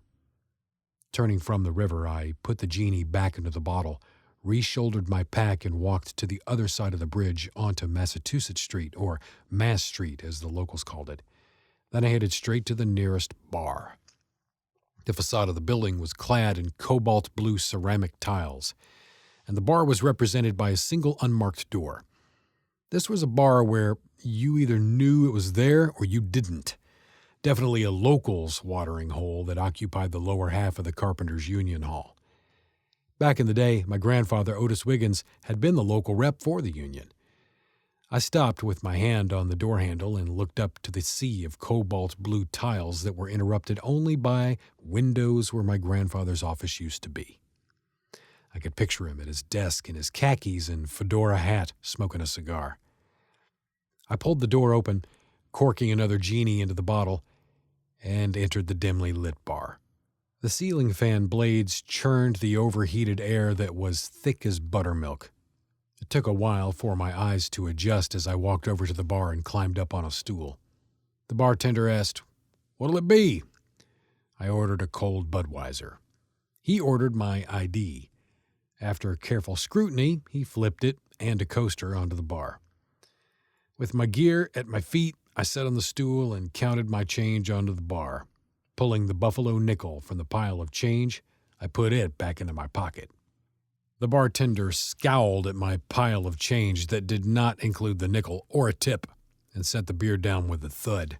He scooped up the change and started counting it as he walked away. I paid him no mind and tilted the bottle to my mouth. After a long, thirsty drink, I set the beer on the coaster and looked down the bar.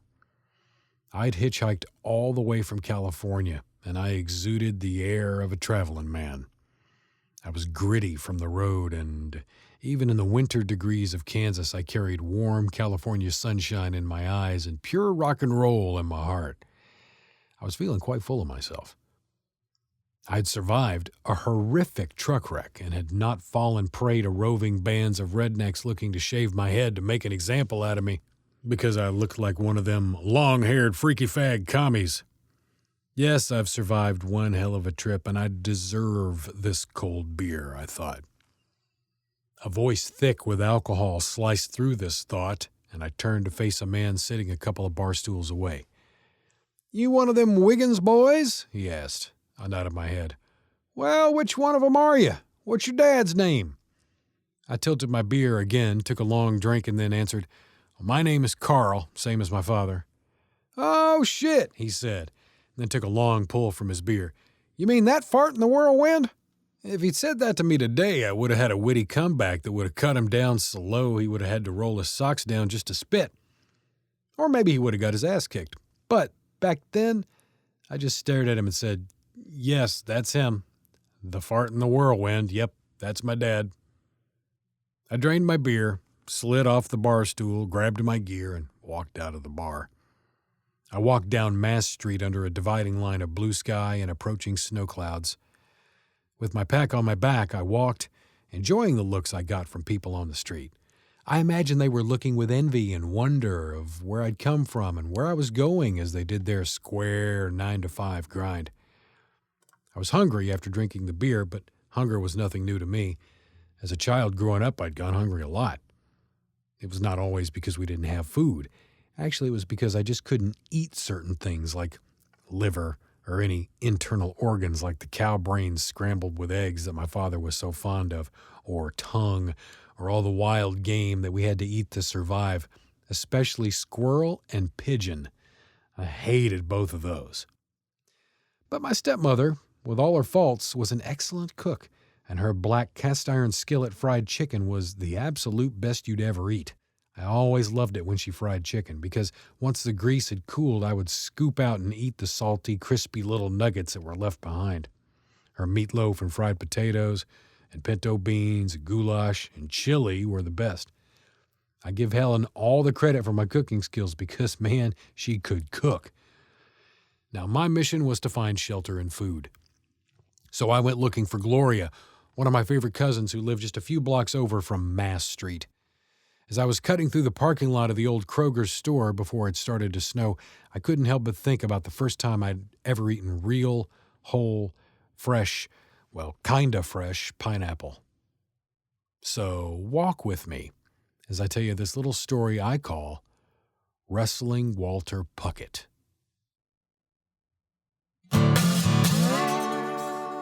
Author's Commentary. My therapist seemed to be really interested in my father, more than the rest of my family. My father was an ongoing subject of intense discussion, spanning a period of almost 5 years. Unfortunately, I never had a chance to share with him this one of only a few dreams I ever had of my father. So I am going to share this for the first time here with you. It had been many years since I had any dreams about my father. But a few weeks after his death on June 9th, 2009, I had this really freaky dream about him. The dream began in pitch-black space. I slowly became aware in the dream as a splinter of golden light in the distance came into my vision.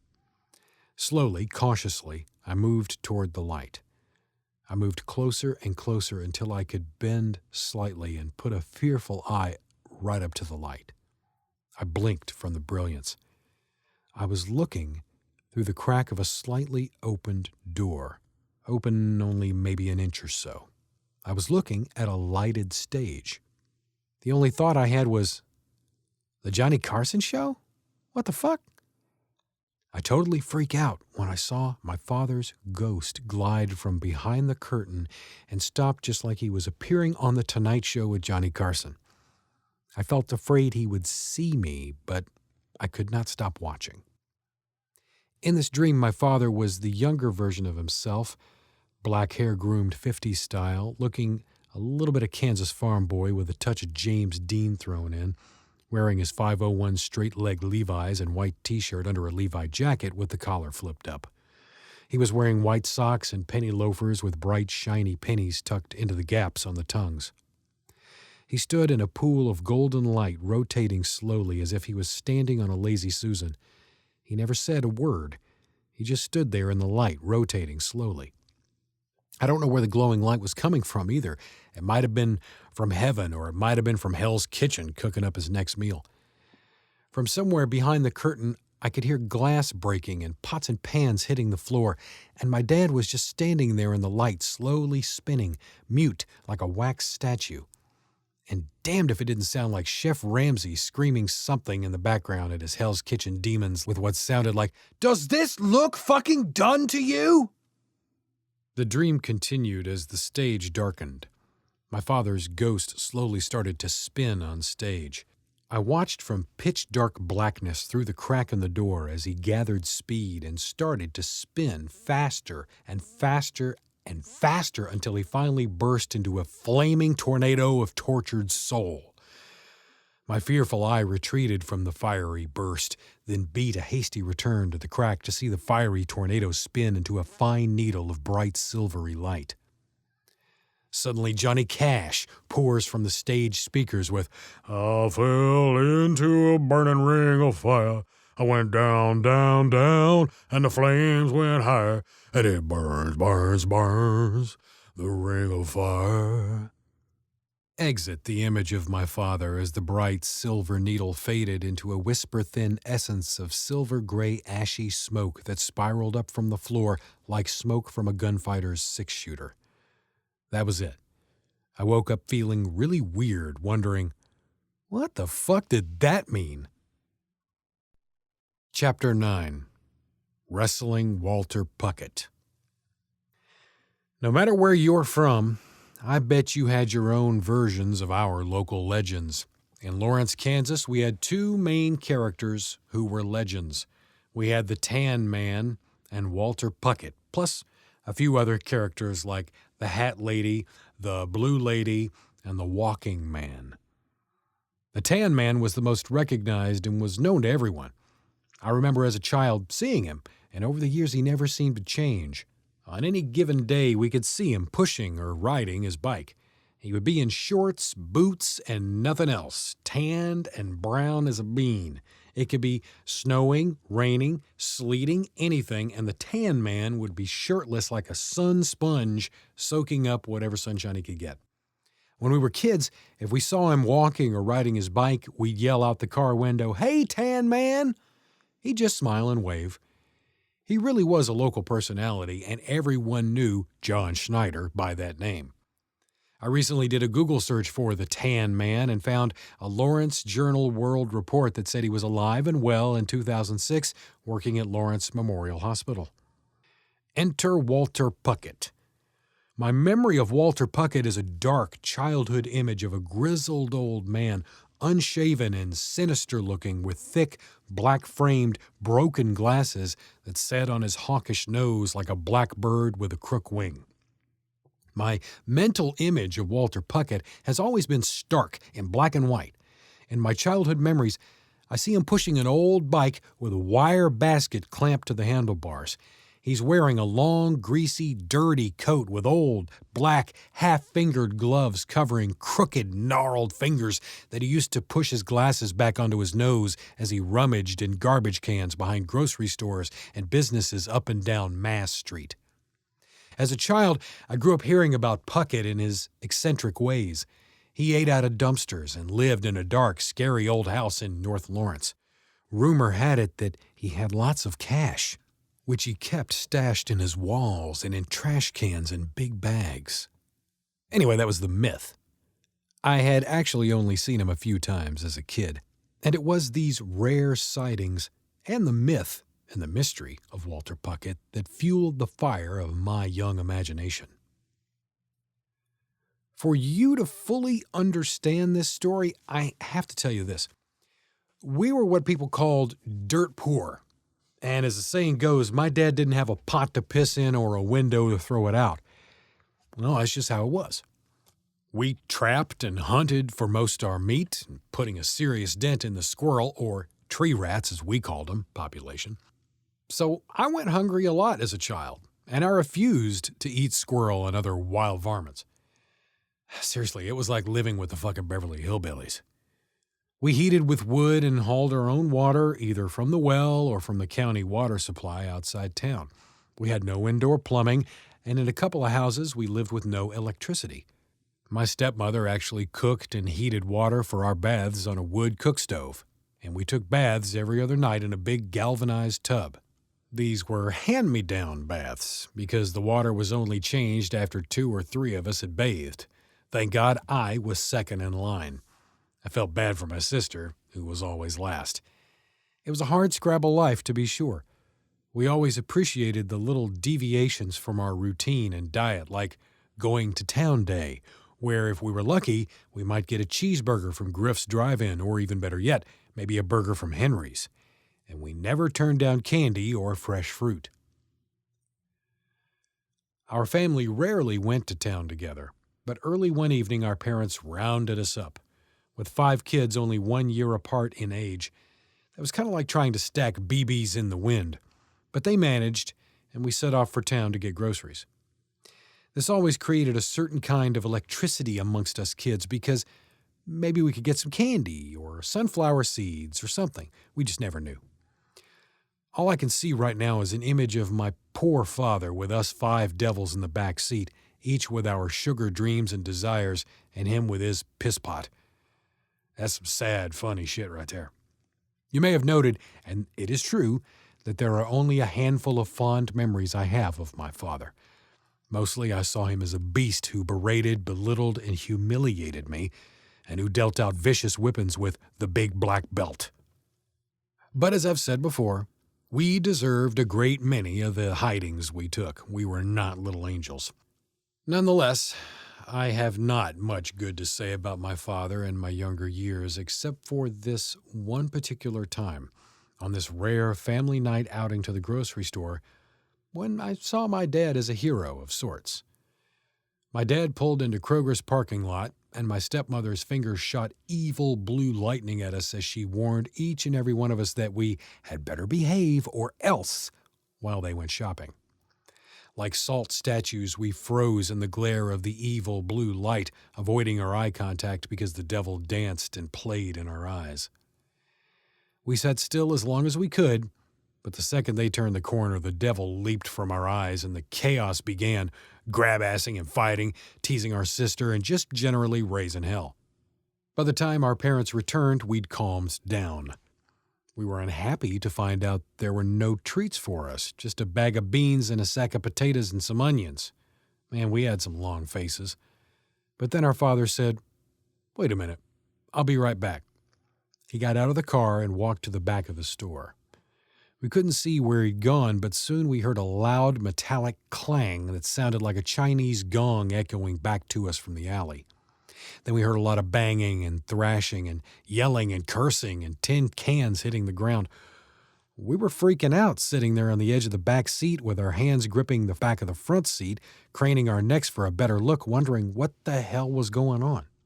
After a few minutes, we saw our father step from the alley with his arms above his head, walking to the car like he was holding a trophy or something. He walked all the way to the car with whatever it was, holding it high over his head.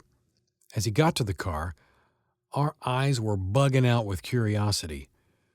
Our stepmother reached over and opened the door, and in the warm glow of the interior light, my father proudly displayed the trophy.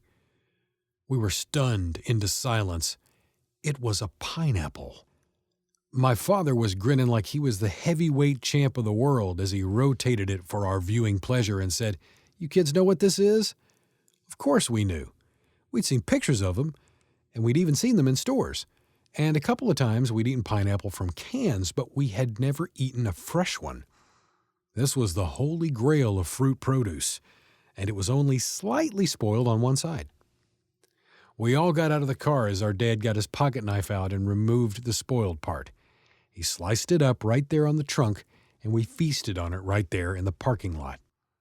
Between dripping, sticky, sweet mouthfuls of the pineapple, we asked what had happened in the alley and where the pineapple had come from. My dad said in a voice somewhat full of pride, "I had to wrestle Walter Puckett for it in the dumpster." Our sweet, sticky mouths hung open and our fingers dripped juice. I looked at him in awe as my imagination played out a fierce battle between him and Walter Puckett, fighting like gladiators, head butting, gouging eyes, kicking, biting, and punching it out in the dumpster for the pineapple. And in that moment, I thought, damn, my dad is a real badass to have whipped Walter Puckett in a dumpster for a pineapple.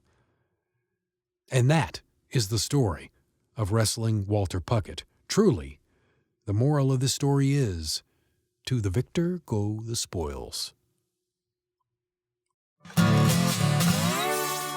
Author's Commentary. I remember when I was younger hearing a tragic story about some guys who had tied Walter up in his house and had beaten him up in an effort to get him to tell him where his money was hidden, but he died without telling them. I heard that during the investigation, the police did find trash cans full of money, and cash was found hidden in the walls and other places throughout the house. I called my cousin, Ray Otis Wiggins, to see if he could help me with the truth of this story. He told me that he heard this story also, and it was true, except that Walter had not died during the robbery. I did a little further research on the internet and found that Walter Puckett actually died peacefully at the Lawrence Memorial Hospital in 2013 at the ripe old age of 92. This story is as true an account as I can give from a very old childhood memory of Walter Puckett, and I mean no disrespect to the memory of Walter or the Puckett family.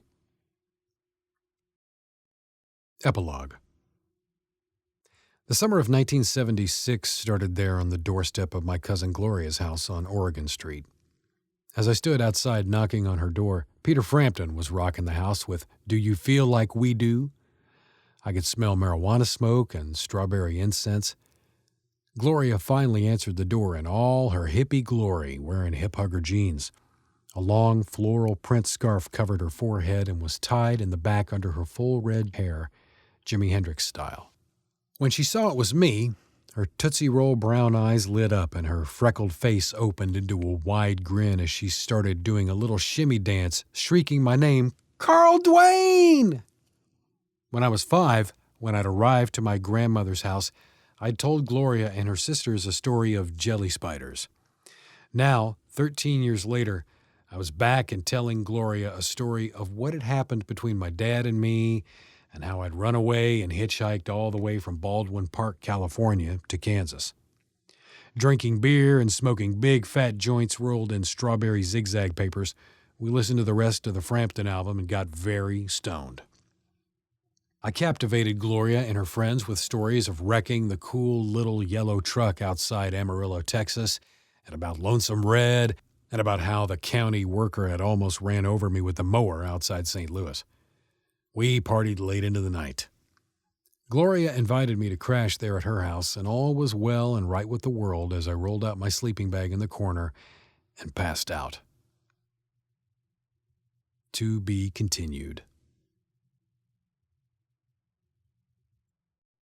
Postscript. We all have crosses to bear and stories to tell.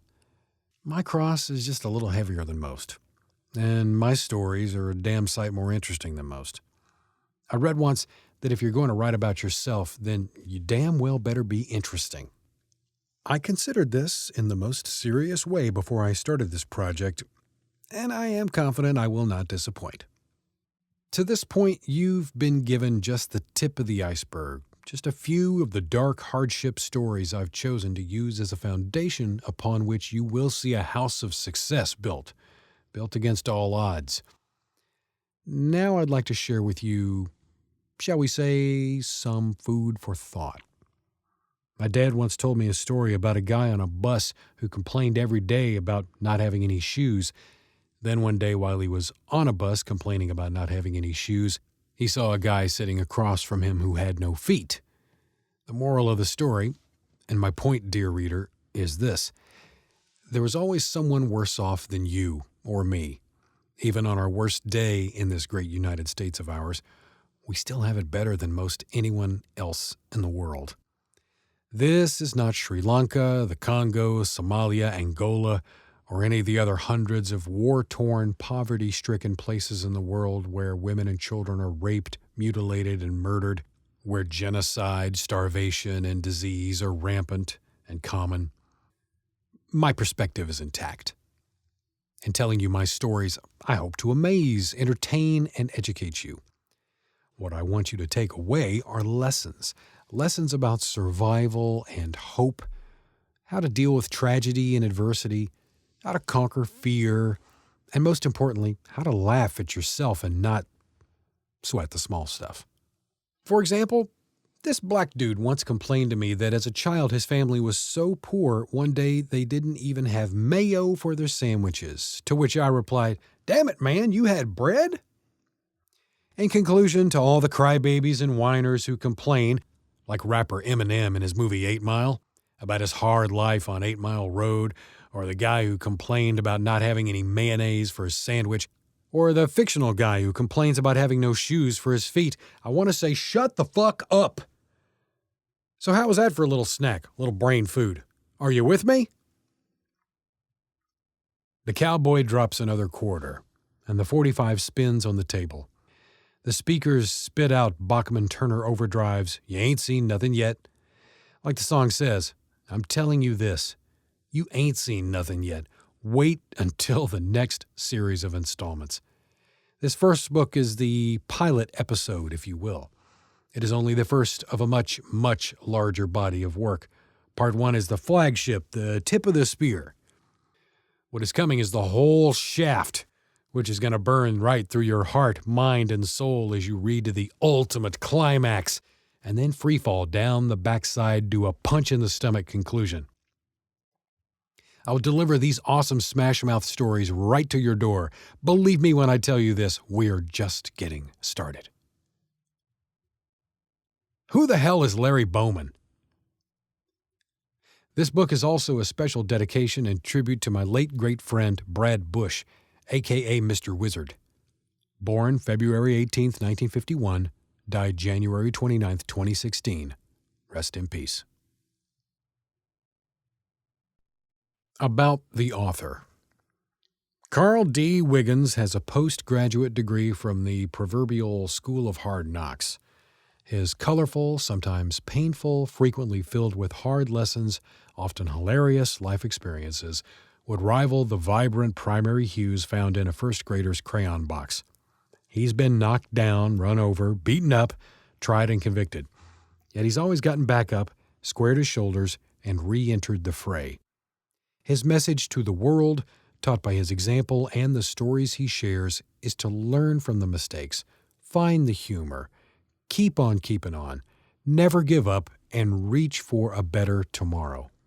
Writing is Carl's true passion, but to help pay the bills, he's also had a successful career spanning the last 11 years as a truck driver. In August 2016, he became vested with Prime Incorporated, where he was recently recognized and honored as a Gold Millionaire for outstanding performance as a professional driver with 1,000 miles accident-free while at Prime Incorporated. In his free time, Carl is an accomplished freelance photographer and artist. When he goes home, even if only for a few hours, he heads to Kansas. Go to the interactive website tallcottonpublishing.com to see Carl D. Wiggins' photographs, artwork, and a listing of music and movies references in this book, among other things.